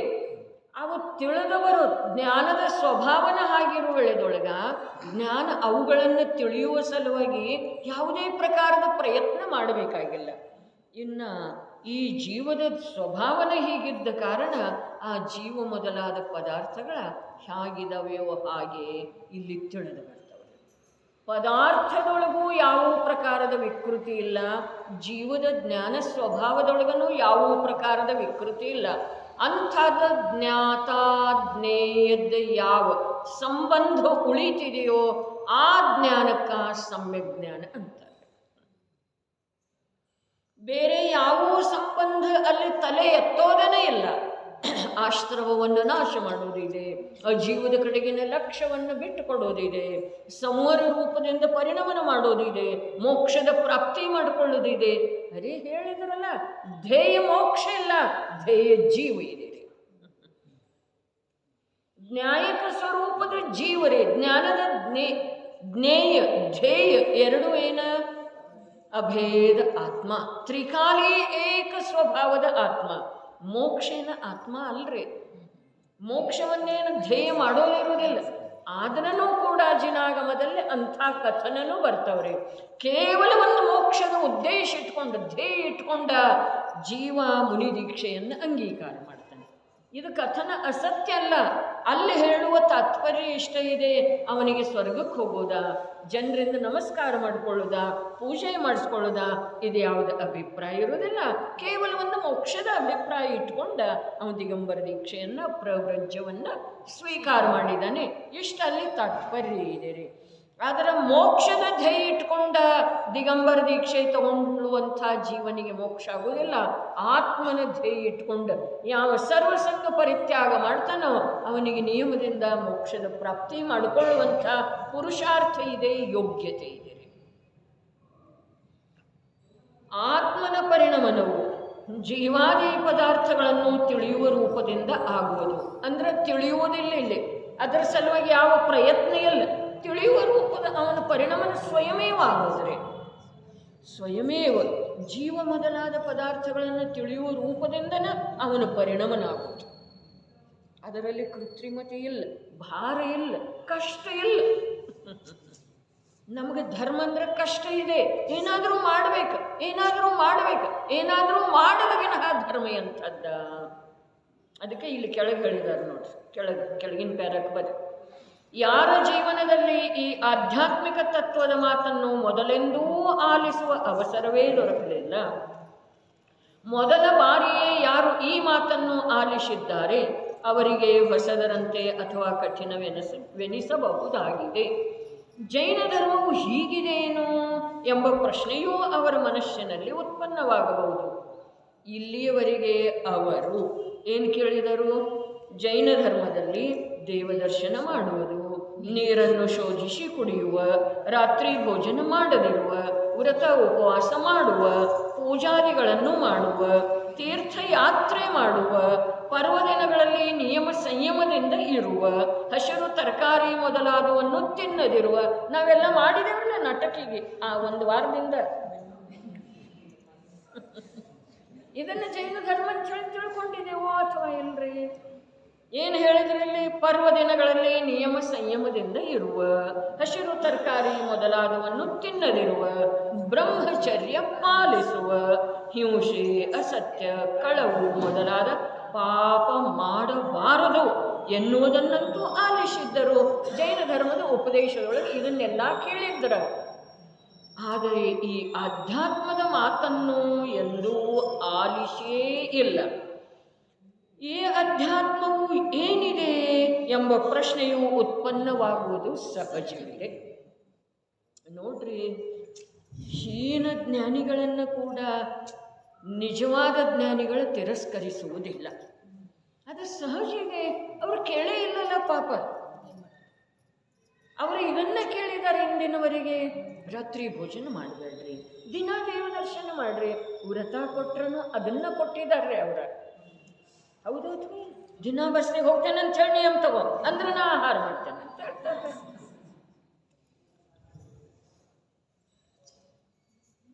ನೀರು ಸೋಷ ಕುಡಿತೇನೆ ಅಂತ ಹೇಳಿ ನಿಯಮ ತಗೋ. ಏನಿದೆ ರೀ? ತೀರ್ಥಯಾತ್ರೆ ಮಾಡ್ತೇನೋ, ರಾತ್ರಿ ಭೋಜನ ಮಾಡುವುದಿಲ್ಲ, ವ್ರತ ಉಪವಾಸ ಮಾಡ್ತೇನೋ, ಇವೆಲ್ಲ ಕ್ರಮದಿಂದ ಹೆಚ್ಚು ಕಡಿಮೆ ಇವುಗಳದ್ದೇ ಉಪದೇಶ ಕೊಟ್ಟಿದ್ದಾರೆ. ಇಂದಿನವರೆಗೆ ಜೈನ ಧರ್ಮದ ಗುರುಗಳಿಂದ ಈ ಉಪದೇಶ ಕೇಳಲಿಕ್ಕೆ ಸಿಗಲಿಲ್ಲ. ಯಾಕೆ ಸಿಗಲಿಲ್ಲ? ಆ ಗುರುಗಳು ಎಲ್ಲೋ ಕಾನನದೊಳಗೆ ಇರ್ತಾರೆ. ಭಾಗ್ಯದಿಂದ ಯಾವನೋ ಪುರುಷನಿಗೆ ಸಿಗ್ತಾರೆ. ಅವರು ಅಷ್ಟು ಸುಲಭವಾಗಿ ನಗರದೊಳಗೆ ಪೆಂಡಾಲ್ ಹಾಕೊಂಡು ಹೇಳುವುದಿಲ್ರಿ. ಜಿನಮುನಿಗಳ ಅವರಿಗೇನು ಗರಜಿಲ್ರಿ, ಹೇಳಬೇಕನ್ನುವಂಥದ್ದೇನು ಅವಶ್ಯಕತೆ ಇಲ್ಲ. ಯಾಕೆ ಅಂತಂದ್ರೆ ಅವರು ವಸ್ತು ಸ್ವರೂಪ ತಿಳಿದಿದ್ದಾರಲ್ಲ. ಆದಿದೇವ ಹೇಳುವುದರಿಂದ ನಮ್ಮ ಮರೀಚಿ ಕೇಳಲಿಲ್ಲ ಅಂದ ಮೇಲೆ ಅವರಿನ್ನು ಯಾರನ್ನ ಕರೆಸಿ ಯಾರ್ಯಾರಿಗೆ ನಿಯಮ ಕೊಟ್ಟು ಹೇಳವ್ರಿ? ಆದರೆ ಈ ಪ್ರಕಾರ ಹೇಳುವ ಉಪದೇಶವನ್ನೇ ಜೈನ ಧರ್ಮದ ಉಪದೇಶ ಅಂಥೇಳಿ ಪಾಪ ಮುಗ್ಧ ಜನರು ಕೇಳಿದ್ದಾರೆ. ಹೀಗಿದ್ದ ಮೇಲೆ ಅಧ್ಯಾತ್ಮದ ಜ್ಞಾನ ಆತ್ಮನನ್ನ ಧ್ಯೇಯವನ್ನಾಗಿ, ನಿಜಾತ್ಮನನ್ನ ನ್ಯಾಯಕ ಸ್ವಭಾವವನ್ನ ಧ್ಯೇಯವನ್ನಾಗಿರಿಸಿಕೊಂಡ ಯಾವ ಪರಿಣಾಮನ ಮಾಡ್ತಿದೆಯೋ ಜ್ಞಾನ, ಅದು ಸಮ್ಯಕ್ ಜ್ಞಾನ ಇದೆ. ಇದನ್ನು ಹೇಳಿದರೆ ಅವರಿಗೆ ಪಾಪ ತಿಳಿಯುವುದಿಲ್ಲ. ಎಂಥ ಕರುಣೆಯ ಭಾವ ಇದೆ ರೀ, ಅವರಿಗೆ ಪಾಪ ತಿಳಿಯುವುದಿಲ್ಲ. ಅವರೇನು ಮಾಡ್ತಾರೋ ನೋಡ್ರಿ. ಈಗ ಕೆಳಗೆ ಅವರಿಗೆ ಹೇಳುವುದೇನೆಂದರೆ, ಹಾಗಾದರೆ ಈಗ ಅವರಿಗೆ ಹೇಳೋದೇನ ಅಂತಂದ್ರೆ, ನೀವು ಕೇಳಿದ ಉಪದೇಶ ತಪ್ಪಿದೆ ಅಂಥೇಳಿ ಹೇಳುವುದಿಲ್ರಿ. ಅದಂತೂ ಉಪದೇಶ ಬಾಹಿದ್ದ ಇದೇನಲ್ಲ, ಅದಂತೂ ಉಪದೇಶ ಬಾಹಿದ್ದ ಇದೇನ. ಮೊದಲನೇ ಭೂಮಿಕಾದ್ದ ಇದೆಯನ್ರಿ. ದಿನಾದೇವ ದರ್ಶನ ಮಾಡು, ರಾತ್ರಿ ಭೋಜನದ ತ್ಯಾಗ ಮಾಡು, ಕಂದ ಮೂಲದ ತ್ಯಾಗ ಮಾಡು, ತೀರ್ಥವಂದನೆಯದ ಮಾಡು ಅಂಥೇಳಿ ಹೇಳುವ ಉಪದೇಶ ಏನಿದೆ ಅದಂತೂ ವ್ಯವಹಾರದ ಉಪದೇಶ ಇದೆ. ಆದ್ರೆ ಮೊದಲನೇ ಭೂಮಿಕೆಯೊಳಗೆ ಆ ಉಪದೇಶ ಕೊಡಬೇಕು, ಆಮೇಲೆ ಅಧ್ಯಾತ್ಮ ಹೇಳಬೇಕು. ಹೀಗಿದೆ ಅಂದ್ರೆ ಎಲ್ಲಕ್ಕಿಂತ ಮೊದಲ ಜೈನ ಧರ್ಮದ ಉಪದೇಶ ಯಾವುದ ಅಂತಂದ್ರೆ, ಸಮ್ಯಕ್ ದರ್ಶನ ಆಗುವ ಸಲುವಾಗಿ ಜ್ಞಾನದ ಜ್ಞೇಯ, ಶ್ರದ್ಧೆಯ ವಿಷಯ ಯಾವುದ, ಲೋಕದೊಳಗೆ ಸಾರಭೂತ ಯಾವುದ. ಇದನ್ನು ಬಿಟ್ಟ ಹೊರಗಿನ ವ್ಯವಹಾರದ ಉಪದೇಶ ವೀತರಾಗ ಪರಂಪರೆಯೊಳಗೆ ಇಲ್ಲರಿ. ಯಾವ ಆಚಾರ್ಯ ರಾತ್ರಿ ಭೋಜನ ಮಾಡಬೇಡ ಅಂಥೇಳಿ ಹೇಳಿಲ್ರಿ. ನೋಡ್ರಿ, ಅತ್ಯಂತ ಆ ಯಾವ ಕನ್ಯೆ ಇದ್ದಳಲ್ಲ ದ್ರೌಪದಿಯ ಹಿಂದಿನ ಭವದೊಳಗ ಎಂಥದ್ದೊಂದು ಆ ದುರ್ಗಂಧ ವಾಸನೆ ಬರ್ತಿತ್ತು ಅವಳ ಶರೀರದಿಂದ. ಎಲ್ಲ ಅವಳ ಕಾನನದೊಳಗ ಉದುಂಬರ ಫಲಗಳನ್ನು ಆರಿಸಲಿಕ್ಕೆ ಹೋಗ್ತಿದ್ದಳ್ರಿ. ಆಹಾರದೇ ಇತ್ತು. ಎಂಥದ್ದು ಹೀನ ಕುಲೋತ್ಪನ್ನ ಕನ್ಯೆ ಇದ್ದಳಕ್ಕೆ. ಹಾಗೆ ಮಾಡ್ತಾ ಇರುವೆಳೆದೊಳಗ ಒಂದು ದಿವಸ ಮಹಾಮುನಿಗಳ ಹತ್ರ ಯಾರೋ ನಗರದ ಜನರೆಲ್ಲ ಬಂದ ಏನೇನೋ ವ್ರತ ತಗೊಳ್ಳುವುದರಿಂದ ಅವಳಿಗೂ ಅಭಿಲಾಷೆ ಆಗ್ತಿದೆ. ಏನು ಹೇಳ್ತಾ ಇದ್ದಾರೆ ಇವರ, ಏನು ಹೇಳ್ತಾ ಇದ್ದಾರೆ, ಏನು ಹೇಳ್ತಾ ಇದ್ದಾರೆ ಅವಳಿಗೇನು ತಿಳಿದು ಬರುವುದಿಲ್ಲ. ಎಲ್ಲರೂ ಹೋದ ನಂತರ ಕೇಳ್ತಾಳ್ರಿ, ಪ್ರಭು ನನಗೂ ಏನ್ರಿ ಸುಖದ ಮಾತು ಹೇಳ್ರಿ ಅಂಥೇಳಿ ಹೇಳಿದ ನಂತರ ಅವರು ಏನು ಹೇಳ್ತಾರೋ, ನೀವು ಉದುಂಬರ ಫಲವನ್ನು ತಿನ್ನೋದು ಬಿಡಂಥೇಳಿ ಹೇಳಲಿಲ್ಲ. ಮೊದಲೆಲ್ಲ ಧರ್ಮದ ಉಪದೇಶ, ತತ್ವದ ಉಪದೇಶ ಹೇಳ್ತಾರೆ. ಪಾಂಡವ ಪುರಾಣ ತೆಗೆದು ನೋಡ್ರಿ, ನನ್ನ ಮಾತು ಏನೂ ಇಲ್ಲ. ಆಗ ಅವಳಿಗೆ ಏನೂ ತಿಳಿದು ಬರದಾಯಿತು. ಆಗ ಅವರು ಹೇಳ್ತಾರೋ, ನೀ ಶುದ್ಧ ಭೋಜನ ಮಾಡು, ಶುದ್ಧ ಜೀವನ ಮಾಡ್ಕೋ, ನಿನ್ನ ಆಚರಣೆಯೊಳಗೆ ಶುದ್ಧತೆಯನ್ನು ತಂದುಕೊಳ್ಳು, ಹಿಂಸಾಮೂಲವಾದಂಥ ಪದಾರ್ಥಗಳನ್ನು ತಿನ್ನಬೇಡ, ಆಮೇಲೆ ಭೇದ ಮಾಡಿ ಹಾಗೆ ಹೇಳುವುದಿರ್ತೀವಿ. ಮೊಟ್ಟ ಮೊದಲಿಗೆ ಉಪದೇಶ ದೊರೆಗಳ ಇರಲಿ ಅಥವಾ ಹೀನ ಭಿಲ್ಲ ಇರಲಿ, ಉಪದೇಶ ಯಾವುದರದ್ದು ಹೇಳಿದರೆ ಮುನಿ ಭಗವಂತರ ಪುರಾಣ ಸಾಹಿತ್ಯವನ್ನು ತೆಗೆದು ತಾವು ನೋಡೋದ್ರಿ. ಜನರ ಪ್ರೀತಿಯನ್ನು ಗಳಿಸೋದು ಮುನಿರಾಜರ ಉದ್ದೇಶನೇ ಇರೋದಿಲ್ಲ. ಮೂಲತಃ ಅವರಿಗೆ ಜನಸಂಪರ್ಕ ಬೇಡ ಅಂತ ಹೇಳಿನ ಗುಪ್ತ ಗುಹೆಯೊಳಗ ನಿರ್ಜನವನದೊಳಗ ಹಿಂಸ್ರ ಪಶುಗಳ ಮಧ್ಯದೊಳಗ ಅವರಿಗೆ ಹಿತ ಅನ್ನಿಸ್ತಿದೆ ವಿನಃ ಮನುಷ್ಯರ ರಾಗದ ವೃದ್ಧಿ ಮಾಡುವಂಥ ಮನುಷ್ಯರ ಸಂಯೋಗ ಅವರಿಗೆ ಬೇಕೇ ಇರುವುದಿಲ್ಲ. ಮನುಷ್ಯರ ಪ್ರೀತಿ ಗಳಿಸುವ ಸಲುವಾಗಿ, ಸಮೂಹ ಹೆಚ್ಚು ಮಾಡುವ ಸಲುವಾಗಿ ಅವರು ಯಾವಾಗೂ ಯಾವುದೇ ಪ್ರಕಾರದ ವೀತರಾಗ ಮಾರ್ಗದಿಂದ ಭಿನ್ನವಾದಂಥ ಉಪದೇಶ, ಕೇವಲ ಬಾಹ್ಯ ವ್ಯವಹಾರದ ಉಪದೇಶ ಮಾಡೋದನ್ನ ಸಾಧ್ಯ ಇಲ್ಲ. ಹಾಗ್ಯಾರು ಮಾಡ್ತಾರೋ ಅವರು ವೀತರಾಗ ಪರಂಪರೆ ಅಲ್ಲ ಅನ್ನೋದ ನಮ್ಮ ಜ್ಞಾನದಿಂದ ನಮಗೆ ನಿರ್ಣಯ ಸ್ವಯಮೇವ ಆಗ್ತಿದ್ದೀರಿ. ಪಕ್ಷರಹಿತ ಆದ ನಂತರ ನಿರ್ಣಯ ಆಗ್ತಿದೆ. ಪಕ್ಷ ಇತ್ತು, ಈ ಕಾಲದೊಳಗೆ ಅಂಥದ್ದನ್ನ ಬೇಕು, ಮೊನ್ನೆ ಹೇಳಿದ್ರಲ್ಲ ಇದು ನಮಗೆ ತಿಳಿಯಲ್ಲ ಅಂತಾರೆ. ತಿಳಿಯದಿದ್ರೆ ಇಲ್ಲರಿ, ತಿಳಿಯುವ ಸಲುವಾಗಿ ಅವ್ರಿಗೆ ಏನು ತಿಳಿತಿದೆ ಅದು ಹೇಳೋದೇನ್ರಿ? ಅವರಿಗೆ ಯಾವುದು ತಿಳಿತಿದೆ ಅದು ಹೇಳೋದ? ಅವರಿಗೆ ಯಾವುದು ತಿಳಿತಿದೆ ಅದನ್ನು ಹೇಳುವ ಸಲುವಾಗಿ ಯಾರು ಹತ್ತಬೇಕ್ರಿ? ಅವ್ರಿಗೆ ಸ್ವತಃ ತಿಳಿತಾ ಇದೆಯಲ್ಲ, ಅದನ್ನು ಮತ್ತೆ ಹೇಳೋರೇ ಹತ್ತಬೇಕ್ರಿ. ಯಾವುದು ತಿಳಿಯುವುದಿಲ್ಲ ಅದನ್ನೇ ಹೇಳೋದಿದೆ. ಅನಂತ ಕಾಲದಿಂದ ಯಾವುದು ತಿಳಿದಿಲ್ಲ ಅದನ್ನು ಹೇಳುವ ಸಲುವಾಗಿ ಜೈನ ದರ್ಶನದ ಉಪದೇಶ ಇದೆ ರೀ. ಇನ್ನು ತಿಳಿಯುವುದಿಲ್ಲ ಅನ್ನೋದ ನೆಪ ಇದೆ ರೀ.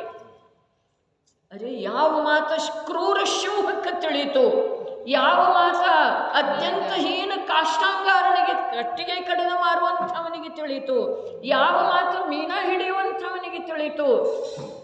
ಶಾಸ್ತ್ರ ಓದಿ ಆಮೇಲೆ ಹೋಗಿದ್ದರೆ ಅವರು. ಆ ಮಾತು ನಮಗೆ ತಿಳಿಯುವುದಿಲ್ಲರಿ, ಮನುಷ್ಯರಿಗೆ ತಿಳಿಯುವುದಿಲ್ಲ. ಅಂದ್ರೆ ನಾವು ನಮ್ಮನ್ನು ನಾವು ಸ್ವಯಮೇವ ಹೀನ ಅಂಥೇಳಿ ಗಣಿಸ್ತೇವ್ರಿ, ಜ್ಞಾನ ಶೂನ್ಯ ಅಂಥೇಳಿ ಗಣಿಸ್ತೇವೆ. ನಮ್ಮ ಸಾಮರ್ಥ್ಯ ಅಂಥದ್ದಿದೆ ಈ ಸಮಯದೊಳಗೆ ನಮ್ಮ ಸಾಮರ್ಥ್ಯ ಅಂಥದ್ದಿದೆ. ನಡೀರಿ ಈ ಕಡೆ ಬೇರ, ಇಲ್ಲಿ ಅವನ ಸಲುವಾಗಿ ಆ ಜ್ಞಾನಿ ಪುರುಷ ಅವರ ಸಲುವಾಗಿ ಏನು ಹೇಳ್ತಾನೋ ಅಷ್ಟು ನೋಡಿ ಈ ಕಡೆ ಹೋಗಣ್ರಿ. ಅವರಿಗೆ ಹೇಳುವುದೇನೆಂದರೆ, ತಾವು ಆಲಿಸಿರುವುದು ಅವೆಲ್ಲವೂ ಹೊರಗಿನ ವ್ಯವಹಾರದ ಅರ್ಥಾತ್ ಶುಭರಾಗದ ಮಾತುಗಳಿವೆ. ಅವುಗಳಲ್ಲಿ ಭಗವಾನಾತ್ಮನ ಮಾತಾದರೂ ಎಲ್ಲಿದೆ? ನೀರು ಯಾರು ಕುಡಿತಾರೋ? ಹಗಲಿ ಕುಡಿದ್ರೆ ಆತ್ಮ ಕುಡಿತಾನೋ, ರಾತ್ರಿ ಕುಡಿದ್ರೆ ಶರೀರ ಕುಡಿತಿದೆ ಅನ್ನೋ ಏನಿದೆ? ನೀರು ಯಾರು ಕುಡಿತಾರೆ? ನೀರು ಕುಡಿಯುವ ಭಾವ ಯಾರಿಗಿದೆ? ಆತ್ಮನ ಸ್ವೀಕಾರನ ಎಲ್ಲದ್ದನ, ಆತ್ಮನ ಪರಿಚಯನ ಮಾಡಿಕೊಡದ್ದ. ರಾತ್ರಿ ನೀರು ಕುಡಿಬೇಡ ಅಂತಂದ್ರೆ ಆಯ್ತು ಅಂತಾನೋ, ಅವ್ನು 4 ದಿವಸ ನಡೆಸ್ತಾನೋ, ಮತ್ತೆ ಏನೇನರೇ ಗೊಂದಲಕ್ಕೆ ಈಡಾಗಿ ಬಿಟ್ಬಿಡ್ತಾನೆ. ಹೌದು ಅಥವಾ ಇಲ್ಲ?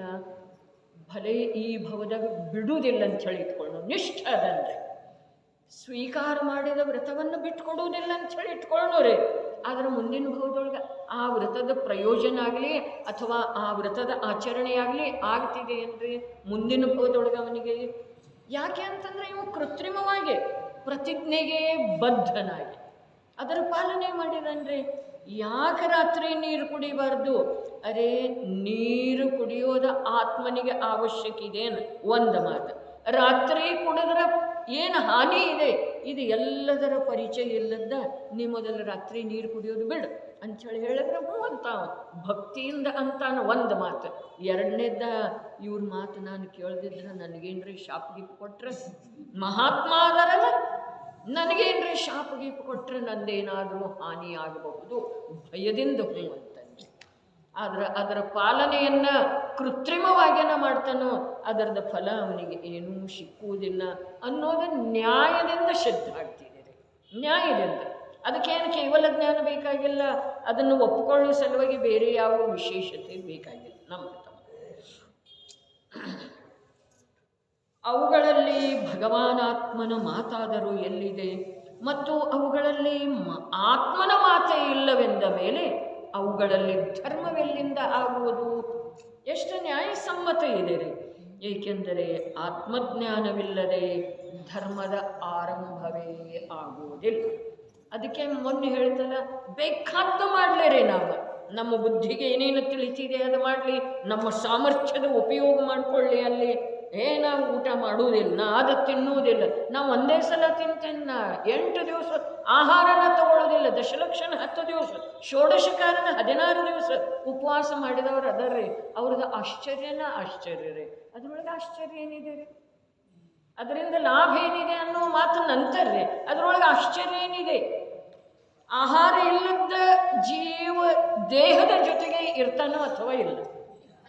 ಅದು ಬರೀ ನಾರಕಿ ದೇಹದೊಳಗಲ್ಲ, ಮನುಷ್ಯ ದೇಹದೊಳಗೂ ಕೂಡ ಇರ್ತಾನೆ ರೀ. ಆಹಾರ ಇಲ್ಲದ ಇರ್ತಾನೆ. ಬರೀ ಆಹಾರ ಸಂಜ್ಞಾ ಇದೆ ರೀ ನಮ್ಗೆ, ಆಹಾರ ಇಲ್ಲದನ್ನ ಶರೀರ ಇದೆ ರೀ. ಆದರೆ ನಾವು ನಂಬೋ ಸಾಧ್ಯ ಇಲ್ಲ. ತೋರ್ಸಿಕೊಡ್ರಿ ಯಾರದಾರ? ಅರೆ ತೋರ್ಸೆಲ್ಲ ಕೊಡೋದಿದೆ. ತೋರ್ಸಿ ಕೊಡೋದ್ರೊಳಗೆ ಏನಿದೆ? ಹೊರಗಿಂದ ಏನಿದೆ ಅದರೊಳಗೆ? ಆಹಾರ ಇಲ್ಲದನ ಶರೀರದ ವಿದ್ಯಮಾನತೆ ಇರ್ತಿದೆ. ಬರೇ ಸಂಜ್ಞಾ, 4 ಸಂಜ್ಞಾ ಅದಾವಲ್ಲ, ಆ ಸಂಜ್ಞಾದ ಕಾರಣದಿಂದ ನಾವು ಆಹಾರ ಸೇವನೆ ಮಾಡ್ತೇವ್ರಿ. ಆಹಾರ ಇಲ್ಲದ ಕೇವಲಿ ಭಗವಂತರ ಅದಾರೋ ಅಥವಾ ಇಲ್ರಿ? ಆಹಾರ ಇಲ್ಲದ ನಾರಕಿಗಳದಾರೋ ಅಥವಾ ಇಲ್ರಿ? ಆಹಾರ ಇಲ್ಲದ ಭಿಕ್ಷುಕ, ಉಪಾಯ ಇಲ್ಲ, ಯಾರು ಸಹಾಯಕರಿಲ್ಲ. ಒಂದು ಮೂರ್ಖ ಮನೆಯೊಳಗೆ ಬಿದ್ದುಕೊಂಡಿದ್ದಾನೆ, ಅಥವಾ ಎಲ್ಲೋ ಕಾನನದೊಳಗೆ ಊರು ಹತ್ತಿರದ ಉಪವನದೊಳಗೆ ಬಿದ್ದುಕೊಂಡಿದ್ದಾನೆ. ಯಾರ್ದೂ ಪರಿಚಯ ಇಲ್ಲ, ಕೈ ಕಾಲುಗಳಲ್ಲಿ ಸಾಮರ್ಥ್ಯ ಇಲ್ಲ, ಹತ್ತಿರ ಏನೂ ಇಲ್ಲ. ಹಸಿವೆಯ ಬಾಧೆ ಆಗಿದೆ. ಹಸಿವೆಗೆ ಆ ಬಾಧೆಯನ್ನು ತೀರಿಸುವಂಥ ಯಾವ ಪ್ರಕಾರದ ಆಹಾರ ಇಲ್ಲ. ಆ ವೇಳೆದೊಳಗ ಅವ ಇದ್ದದ ಸ್ಥಿತಿಯೊಳಗನ ಆಹಾರ ರಹಿತನ ಅಕಾಮ ನಿರ್ಜರನೂ ಮಾಡ್ತಾನೋ, ಮತ್ತು ಆಹಾರ ರಹಿತನ ಆಯು ಇರುವವರೆಗೆ ಆ ದೇಹದ ಜೊತೆಗೆ ಇರ್ತಾನ್ರಿ. ಇದನ್ನು ನಾವು ಸೈದ್ಧಾಂತಿಕವಾಗಿ ಪರೀಕ್ಷಾಪೂರ್ವಕ ಅದನ್ನು ನಂಬೋದು ಅನಿವಾರ್ಯ ಇದೆ ರೀ. ಆಹಾರದಿಂದ ಜೀವ ಬದುಕಬೇಕಾದ್ರೆ ಆಹಾರ ಇಲ್ಲದ ಯಾರು ಸತ್ತಿದಾರ್ರಿ? ಎಲ್ಲರೂ ಆಹಾರ ಸೇವಿಸನ ಸತ್ತಿದಾರಲ್ಲ. ಕೊನೆಗೆ ಅದನ್ನು ನುಂಗೋದಿಲ್ಲ. ಆವಾಗಲೂ ನಳಿಗೆ ಹಾಕಿಬೇಕಾದ್ರೆ ಹಾಕ್ತಾರೆ, ಪೈಪ್ ಹಾಕಿ ಹಾಕ್ತಾರಲ್ಲ, ಒಳಗೆ ಹಾಕ್ತಾರೆ. ಆದರೆ ನಿರಂತರ ಕೊನೆಗಳಿಗೆಯವರೆಗೆ ಆಹಾರ ಹಾಕಿದ್ರೂ ಕೂಡ ಆಯು ಮುಗಿದ ನಂತರ ಸಾಯವನರಿ. ಆಯು ಇರುವೆಳೆದೊಳಗ ಆಹಾರ ಅದರ ಯೋಗ್ಯತೆಯ ಅನುಸಾರ ಆ ಆಹಾರ ಸಿಗಲಿಕ್ಕೆ ಯೋಗ್ಯವಾದಂಥ ಪುಣ್ಯ ಇತ್ತು ಅಂತಂದ್ರೆ ಸಿಗ್ತಿದೆ, ಇಲ್ಲ ಅಂತಂದ್ರೆ ಇಲ್ಲ. ಆದ್ರೆ ಆಯು ಇರುವವರೆಗೆ ಜೀವ ಸಾಯುವುದಿಲ್ಲ ರೀ. ಇಷ್ಟು ನಿರ್ಣಯ ಬೇಕು. ಸಬಾಯುಸೇ ಜೀವಿತ ರಹೇ ಯಹ ಬಾತ್ ಜಿನವರನೇ ಕಹಿ. ಯಾರೂ ಆಯುವನ್ನು ಕೊಡೋ ಸಾಧ್ಯ ಇಲ್ಲ ಅಂದಮೇಲೆ ಯಾರನ್ನು ಯಾರು ಬದುಕಿಸುವ ಅಥವಾ ಸಾಗಿಸುವ ಸಾಧ್ಯತೆ ಇದೆ?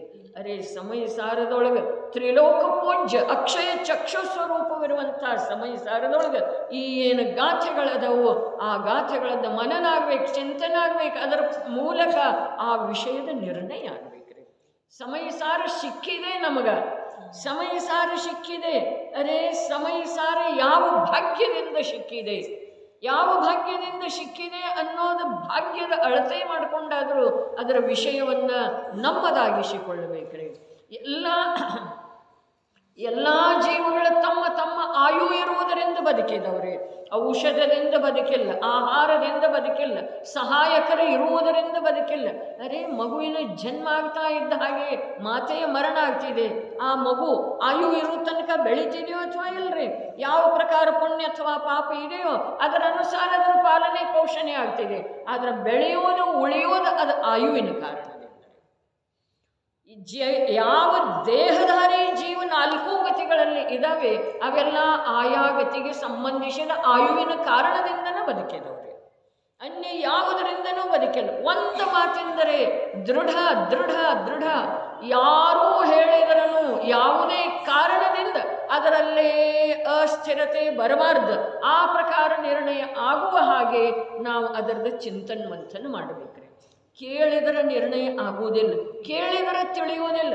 ತಿಳಿದ ಹಾಗೆ ಅನ್ನಿಸ್ತಿದೆ, ಬದುಕೋದನ್ನೇ ಇಲ್ಲ, ಆಯು ಇಲ್ಲದ ಯಾರು ಅಂತ ಹೇಳಬೇಕಾದ್ರೆ ವಾದ ಮಾಡಬಹುದು. ಆದರೆ ಅದು ಸತ್ಯ ಸೃಷ್ಟಿಗೆ ಇಳಿಬೇಕಾದ್ರೆ ಅದರದ್ದು ದೀರ್ಘ ಚಿಂತನೆ ಬೇಕ್ರಿ. ಆಯು ತೀರಿದ ನಂತರ ಲೋಕದ ಎಲ್ಲ ಉಪಾಯಗಳನ್ನು ಮಾಡಿದರನು ಕೂಡ ಜೀವ ಆ ದೇಹದ ಜೊತೆಗೆ ಇರೋ ಸಾಧ್ಯ ಇಲ್ಲ. ಇದಂತೂ ಸತ್ತಿದೇನಿಲ್ರಿ. ಡಾಕ್ಟರ್ ಎಲ್ಲ ಪ್ರಕಾರದ ಪ್ರಯತ್ನ ಮಾಡ್ತಾರ್ರಿ. ಕೊನೆಗೇನಂತಾರು ಪ್ರಾರ್ಥನಾ ಮಾಡ್ರಿ ಅಂತ ಹೇಳಿ ಹೇಳ್ತಾರೆ. ಇವರು ಪ್ರಾರ್ಥನಾನೂ ಮಾಡ್ತಾರ್ರಿ. ಆದ್ರೆ ಆಯು ಮುಗಿದ ಮೇಲೆ ಪ್ರಾರ್ಥನಾನ ಏನು ಮಾಡೋದು ಮತ್ತು ಪ್ರಯೋಗರೇ ಏನು ಮಾಡೋದು? ಜೀವ ಮರಣ ಮತ್ತು ಜನ್ಮದೊಳಗ ಸಂಪೂರ್ಣ ವಿಶ್ವದಿಂದ ನಿರಪೇಕ್ಷೆ ಇದ್ದಾನೆ. ಯಾವುದರ ಅಪೇಕ್ಷೆಯಿಂದನೂ ಅವನಿಗೆ ಜನ್ಮ ಆಗಿಲ್ಲ, ಯಾವುದರ ಕಾರಣದಿಂದ ಅವನು ಮರಣ ಆಗುವುದಿಲ್ಲ. ಇಷ್ಟು ನಿರ್ಣಯ ಮಾಡಿದ ನಂತರ ಸ್ವಲ್ಪರೇ ಧೈರ್ಯ ಬರ್ತಿದೆ, ಭಯ ಬಿಟ್ಟು ಹೋಗ್ತಿದೆ. ಮೋಕ್ಷ ಮಾರ್ಗದ ಕಡೆಗೆ ಏಕಾಕಿಯಾಗಿ ಹೋಗುವಂಥದ್ದೊಂದು ಸಾಹಸ ಒಂದು ಕಾಲದೊಳಗೆ ಇವನಲ್ಲೇ ಬರೋ ಸಾಧ್ಯ ಇದೆ. ಆತ್ಮಜ್ಞಾನವಿಲ್ಲದೆ ಧರ್ಮದ ಆರಂಭವೇ ಆಗುವುದಿಲ್ಲ. ಈ ಕಡೆ ಪ್ಯಾರ ಸ್ವರೂಪದ ಪರಿಚಯವುಳ್ಳ ಯಾವ ಆತ್ಮಜ್ಞಾನಿ ವ್ಯಕ್ತಿಯು ಯಾವ ಪ್ರಕಾರ ನೋಡ್ರಿಪ್ಪ, ಸ್ವರೂಪದ ಪರಿಚಯವುಳ್ಳ ಪದ್ಮ, ಸ್ವರೂಪದ ಪರಿಚಯವುಳ್ಳ ಅಥವಾ ಆತ್ಮಜ್ಞಾನಿ ವ್ಯಕ್ತಿಯು ಯಾವ ಪ್ರಕಾರ ಭಗವಂತರು ಪರಮವೀತರಾಗ ಸರ್ವಜ್ಞ ಹಾಗೂ ನಿರ್ದೋಷ ಎಂದರೆ ನಿರ್ಮಲರಿದ್ದಾರೆ, ಅದೇ ಪ್ರಕಾರ ನನ್ನ ಚೈತನ್ಯ ಸ್ವಭಾವವು ಕೂಡ ಪರಮವೀತರಾಗ ನಿರ್ಮಲವಿದೆ, ಅಂದರೆ ಪರಮ ನಿರ್ಮಲವಿದೆ ಎಂದು ತಿಳಿಯುತ್ತಾನೆ. ಅದರಿಂದ ಜ್ಞಾನಿಗೆ ಸ್ವಭಾವದ ಅವಲಂಬನದಿಂದ ವೀತರಾಗತೆಯು ಪ್ರಕಟವಾಗುವುದು ಮತ್ತು ಕೇವಲ ಜ್ಞಾನದ ಉದಯವಾಗುವುದು. ತಪಸ್ಸು ಮಾಡುವುದರಿಂದ ಕೇವಲ ಜ್ಞಾನ ಆಗಲಿಲ್ಲ, ಕರ್ಮಗಳ ನಾಶ ಆಗುವುದರಿಂದ ಕೇವಲ ಜ್ಞಾನ ಆಗಲಿಲ್ಲ. ಏನೇನು ಸತ್ಯಾಂಶಗಳ ಈ ವಚನದ ಗರ್ಭದೊಳಗದವರೆಗೆ ಆತ್ಮಜ್ಞಾನಿ ಪುರುಷ ಜೀವ ಅವ ಯಾವುದೇ ಭವದೊಳಗಿರಲಿ, ಅವ ಏನು ತಿಳಿತಾನೋ, ಯಾವ ಪ್ರಕಾರ ಭಗವಂತರ ಇಲ್ಲಿ ವ್ಯಕ್ತಿ ಅಂಥೇಳಿ ಹೇಳಿದರು. ಯಾಕಂದರೆ ವ್ಯಕ್ತಿಗಳಿಗೆ ಬೋಧ ಇದೆ, ವ್ಯಕ್ತಿನ ಆ ಭಗವಂತರನ್ನು ವಿಕಲ್ಪಾತ್ಮಕವಾಗಿ ಇವರಂಥದ್ದು ನನ್ನ ಸ್ವರೂಪ ಇದೆ ಅಂಥೇಳಿ ಹೇಳ್ತಾರೆ. ಕುಂದಾದ್ರಿ ಬೆಟ್ಟದೊಳಗೆ ಅಪ್ಪಾಜಿ ಹೇಳಿದ್ರಲ್ಲ, ಮೊದಲು ಭಾವದೇವನ ಪರಿಚಯ ಆಗ್ತಿದೆ, ಆಮೇಲೆ ಜಿನದೇವನಿಗೆ ನಮನ ಆಗ್ತಿದೆ. ಭಾವದೇವನ ಪರಿಚಯ ಇಲ್ಲದ ಜಿನದೇವನಿಗೆ ನಮಸ್ಕಾರ ಆಗೋದನೇ ಇಲ್ಲ. ಆ ಮಾತನ್ನ ಆಪ್ತಮೀಮಾಂಸೆ ಸ್ವಯಂಭೂ ಸ್ತೋತ್ರದೊಳಗ ಸ್ವಾಮಿ ಸಮಂತ ಭದ್ರಾಚಾರ್ಯ ಹೇಳಿದರು. ಮಿಥ್ಯಾದೃಷ್ಟಿ ಜೀವ ಏನೇ ಮಾಡಿದ್ರೂ ಪ್ರಭು ನಿನಗೆ ನಮಸ್ಕಾರ ಮಾಡೋದು ಸಾಧ್ಯ ಇಲ್ಲ. ಇವು ಯಾವ ಜ್ಞಾನಿ ಅದಂದ್ರೆ ಆತ್ಮಜ್ಞಾನಿ ಪುರುಷ ವ್ಯಕ್ತಿ ಅದನಲ್ಲ, ಅವೇನಂತಂದ್ರೆ ಯಾವ ಪ್ರಕಾರ ಭಗವಂತರು ಪರಮವೀತರಾಗ ಸರ್ವಜ್ಞ ಹಾಗೂ ನಿರ್ದೋಷ ನಿರ್ಮಲರಿದ್ದಾರೆ, ಅದೇ ಪ್ರಕಾರ ನನ್ನ ಚೈತನ್ಯ ಸ್ವಭಾವವು, ನಾನು ಅನ್ನಲಿಲ್ಲ, ಇಲ್ಲಿ ಭೇದ ಇದೆ. ನನ್ನ ಚೈತನ್ಯ ಸ್ವಭಾವವು ವರ್ತಮಾನದ ಜ್ಞಾನ ತಿಳಿತಾ ಇದೆ, ಆದರೆ ಚೈತನ್ಯ ಸ್ವಭಾವ ಮೂಲತಃ ಅಂಥದ್ದೇ ಇದೆ. ಎಂಥದ್ದಿದೆ? ಪರಮವೀತರಾಗ ಇದೆ, ನಿರ್ಮಲ ಇದೆ ಅಂಥೇಳಿ ತಿಳಿತಾನೆ. ಹಾಗೆ ತಿಳಿಯುವುದರಿಂದ ಆ ಜ್ಞಾನಿ ಏನು ಮಾಡ್ತಾನ್ರೆ? ಸ್ವಭಾವದ ಅವಲಂಬನ ಮಾಡ್ತಾನ್ರೆ. ಭಗವಂತರ ಅವಲಂಬನ ಮಾಡುವುದಿಲ್ಲ. ಯಾಕೆ ಮಾಡುವುದಿಲ್ಲ? ಭಗವಂತರ ಹಾಗೆ ತಾನಿದ್ದ ನಂತರ ಭಗವಂತರ ಅವಲಂಬನ ಮತ್ತೆ ಯಾಕೆ ಮಾಡೋದ್ರೆ? ಯಾವ ಪ್ರಕಾರ ಮಂದಿರದೊಳಗೆ ವೀತರಾಗ ಸರ್ವಜ್ಞ ಪರಮ ನಿರ್ಮಲ್ ಭಗವಂತರಿದ್ದಾರೋ, ಸಮವ ಸರಣದೊಳಗೆ ಪರಮ ನಿರ್ಮಲ್ ವೀತರಾಗಿ ಸರ್ವಜ್ಞ ಅರ್ಹಂತ ಪರಮಾತ್ಮರಿದ್ದಾರೋ, ಅದೇ ಪ್ರಕಾರ ತನ್ನಾತ್ಮ ಚೈತನ್ಯ ಸ್ವಭಾವದಿಂದ, ದ್ರವ್ಯದ ಅಪೇಕ್ಷಾದಿಂದ, ತ್ರಿಕಾಲಿ ಸ್ವಭಾವದ ಅಪೇಕ್ಷಾದಿಂದ ಅಂಥವನ ಇದ್ದಾನೆ ಅಂಥೇಳಿ ತಿಳಿದ ನಂತರ ಯಾವುದೇ ಪ್ರಕಾರ ಪರದ ಕಡೆಗೆ ನೋಡುವುದನ್ನ ಆ ಆತ್ಮನ ಅವಲಂಬನೆ ಮಾಡ್ತಾರೋ, ಆ ಅವಲಂಬನೆ ಮಾಡಿ ಯಾವ ಜ್ಞಾನದ ಪರಿಣಮನ ಆಗ್ತಿದೆಯೋ ಅಲ್ಲಿ ಕೇವಲ ಜ್ಞಾನದ ಉದಯ ಆಗ್ತಿದೆ. ಏನೂ ಮಾಡಬೇಕಾಗಿಲ್ಲ ನೋಡ್ರಿ, ಯಾರೂ ಬೇಕಾಗಿಲ್ಲ, ಶರೀರದೊಳಗೆ ಸಾಮರ್ಥ್ಯ ಬೇಕಾಗಿಲ್ಲ. ತತ್ವಜ್ಞಾನ ತರಂಗಿಣಿಯೊಳಗೆ ಜ್ಞಾನಭೂಷಣ ಭಟ್ಟಾರಕರ 3ನೇ ಅಧ್ಯಾಯದೊಳಗೆ ಮಾತು ಹೇಳಿದರು. 1ನೇ ಶ್ಲೋಕದೊಳಗನ ಏನು ಹೇಳಿದರು? ಧರ್ಮದ ಸಲುವಾಗಿ ದೇಶಾಂತರಕ್ಕೆ ಹೋಗಬೇಕಾಗಿಲ್ಲ, ಯಾರ ಸೇವೆ ಮಾಡಬೇಕಾಗಿಲ್ಲ, ಯಾರದ್ದು ಯಾವುದೇ ಪ್ರಕಾರದಿಂದ ಶಾರೀರಿಕ ಕಷ್ಟ ಮಾಡಬೇಕಾಗಿಲ್ಲ, ದಾನ ಕೊಡಬೇಕಾಗಿಲ್ಲ, ಧನ ಅಂತೂ ಬೇಕೇ ಆಗಿಲ್ಲ. ಮತ್ತಿನ್ನು ಧನ ಇನ್ನೇನು ಮಾಡೋದ? ನಮ್ಗೆ ದಾನ ಕೊಡುವ ಸಲುವಾಗಿರೋ ಧನ ಬೇಕಲ್ಲ ಅಂತೇಳಿ ಇಷ್ಟೋಪದೇಶದೊಳಗೆ ಕೇಳಿದ್ದಲ್ಲ ಪ್ರಶ್ನೆ ಶಿಷ್ಯ. ದಾನ ಕೊಡುವುದರಿಂದ ಧರ್ಮ ಆಗೋದನೇ ಇಲ್ಲಪ್ಪ. ದಾನ ಕೊಡೋದಂತೂ ಧರ್ಮದ ಮೂಲ ಅಲ್ಲವೇ ಅಲ್ಲ. ಧರ್ಮದ ಮೂಲ ಏನಿದೆ? ಜ್ಞಾನ ಸ್ವಭಾವಿ ಆತ್ಮನ ಪರಿಚಯ ಮಾಡಿಕೊಳ್ಳುವುದು. ಧರ್ಮ ಎಲ್ಲಿಂದ ಆಗ್ತಿದೆ? ಆತ್ಮನ ಆಶ್ರಯ ಮಾಡುವುದರಿಂದ, ಆತ್ಮನ ಅವಲಂಬನೆ ಮಾಡುವುದರಿಂದ, ಆತ್ಮನಲ್ಲೇ ಸ್ಥಿರ ಆಗುವುದರಿಂದ ಧರ್ಮದ ಪ್ರಾರಂಭ, ಧರ್ಮದ ವೃದ್ಧಿ, ಧರ್ಮದ ಪರಿಪೂರ್ಣತೆ. ಅದನ್ನು ಬಿಟ್ಟು ಬೇರೆ ಯಾವುದರಿಂದನೂ ಆಗುವುದಿಲ್ಲ. ಬೇರೆ ಏನನ್ನಾದರೂ ಮಾಡ್ತಿದ್ರೆ ಮತ್ತು ಮೋಕ್ಷದ ಪ್ರಾಪ್ತಿ ಆಗುವುದರೊಳಗೆ ಒಂದಿಷ್ಟು ವಿಳಂಬ ಆಗ್ತಿದೆ, ಮತ್ತೇನೂ ಇಲ್ಲ. ಇದನ್ನು ಒಂದಿಷ್ಟು ಮಾಡೋನು, ಒಂದಿಷ್ಟು ವ್ರತ ಮಾಡೋನು, ವ್ರತದ ಕಡೆಗೆ ಅಸ್ಥಿರತೆಯಿಂದ ಇವನ ಕಾರ್ಯ, ಇವನ ವೃತ್ತಿ ಹೋಗ್ತಿತ್ತು ಅಂತಂದ್ರೆ ಅಷ್ಟು ಮತ್ತೆ ಭವ ದೂರ. ನೋಡ್ರಿ, ಏನು ಓದ್ರಿ ಒಂದ್ಸಲ ಸಾಕಾದ್ಮೇಲೆ ಇನ್ನೊಂದ್ಸಲ. ಸ್ವರೂಪದ ಪರಿಚಯವುಳ್ಳ ಅಥವಾ ಆತ್ಮಜ್ಞಾನಿ ವ್ಯಕ್ತಿಯು ಯಾವ ಪ್ರಕಾರ ಭಗವಂತರು ಪರಮವೀತರಾದ ಸರ್ವಜ್ಞ ಹಾಗೂ ನಿರ್ದೋಷ ನಿರ್ಮಲರಿದ್ದಾರೆ, ಅದೇ ಪ್ರಕಾರ ನನ್ನ ಚೈತನ್ಯ ಸ್ವಭಾವವು ಕೂಡ ಪರಮವೀತರಾಗ ನಿರ್ಮಲವಿದೆ ಎಂದು ತಿಳಿಯುತ್ತಾನೆ. ಅದರಿಂದ ಜ್ಞಾನಿಗೆ ಹಾಗೆ ತಿಳಿಯುವುದರಿಂದನೇ ಜ್ಞಾನಿಗೆ ಸ್ವಭಾವದ ಅವಲಂಬನೆ ಇದೆ ರೀ.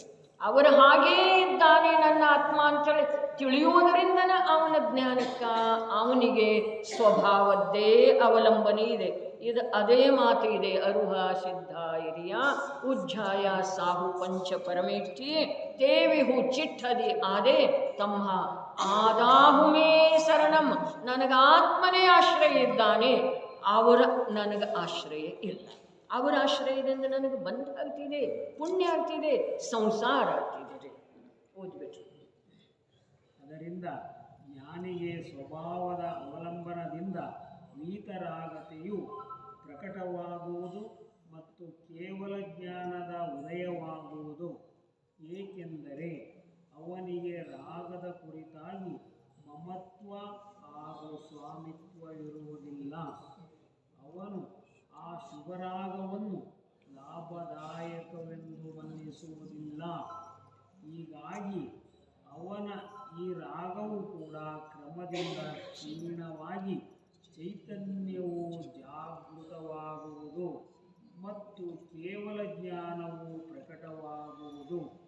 ಇಲ್ಲಿ ಅರಹಂತಾಧಿಕರ ಅನುರಾಗವನ್ನು ಕೇವಲ ಜ್ಞಾನದ ಕಾರಣವೆಂದು ತಿಳಿಯಬಾರದು.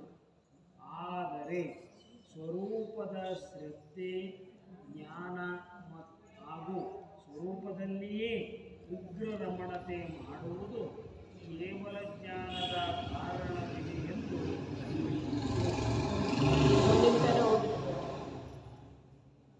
ಸ್ವರೂಪದ ಪರಿಚಯವುಳ್ಳ ಮುಂದಿಂದ ಹೋದ್ರಿ. ಇಲ್ಲಿ ಜೀವಾದಿ ಪದಾರ್ಥಗಳ ಅಧಿಗಮ ಜ್ಞಾನದ ಯಾವ ಮಾತು ಹೇಳಿದ್ದಾರೆ ಅದರ ಅರ್ಥವು ಕೇವಲ ಶಾಸ್ತ್ರಗಳ ಆಧಾರದಿಂದ ಜ್ಞಾನ ಪ್ರಾಪ್ತ ಮಾಡಿಕೊಳ್ಳುವ ಮಾತಿಲ್ಲ. ಆದರೆ ಸ್ವಸಂವೇದನ ಪ್ರತ್ಯಕ್ಷ ಜ್ಞಾನದ ಮಾತು ಇದೆ. ಚೈತನ್ಯ ಸ್ವಭಾವದಿಂದ ಪರಿಣಮಿತವಾಗುವುದು ಜ್ಞಾನವಿದೆ ಮತ್ತು ಇದುವೇ ಮೋಕ್ಷದ ಮಾರ್ಗವಿದೆ. ಕುಂಡಲತಾ ಓದ್ರಿ. ರಾಗಾದಿ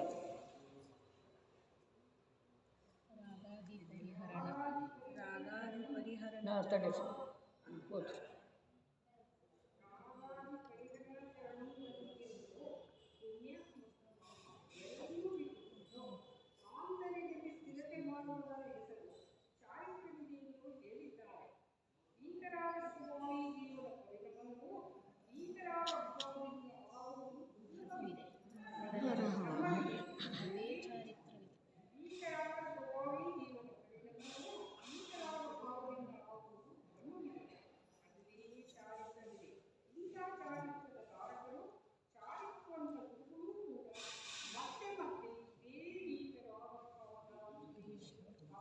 ಏನು ಅದ್ಭುತ ನೋಡ್ರಿ.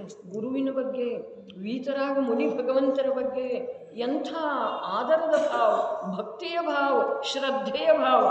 ರಾಗಾದಿ ಪರಿಹರಣಂ ಚರಣಂ ದಲ್ಲಿಯಂತೂ ಪುಣ್ಯ ಮತ್ತು ಪಾಪ ಎರಡನ್ನೂ ಬಿಟ್ಟುಕೊಟ್ಟು ಆಂತರ್ಯದಲ್ಲಿ ಸ್ಥಿರತೆ ಮಾಡುವುದರ ಹೆಸರು ಚಾರಿತ್ರವೆಂದು ಹೇಳಿದ್ದಾರೆ. ವೀತರಾಗ ಸ್ವಭಾವಿ ಜೀವದ ಪರಿಣಮನವು ವೀತರಾಗ ಭಾವದಿಂದ ಆಗುವುದು ಧರ್ಮವಿದೆ, ಅದುವೇ ಚಾರಿತ್ರವಿದೆ. ಇಂಥ ಚಾರಿತ್ರದ ಧಾರಕರು ಎಂದರೆ ಚಾರಿತ್ರವಂತ ಗುರುಗಳು ಕೂಡ ಮತ್ತೆ ಮತ್ತೆ ಇದೇ ವೀತರಾಗ ಭಾವದ ಉಪದೇಶ ಕೊಡುತ್ತಾರೆ. ರಾಗದ ಉಪದೇಶ ಕೊಡೋದನೇ ಇಲ್ಲ ಜಿನ ಮುನಿಗಳು.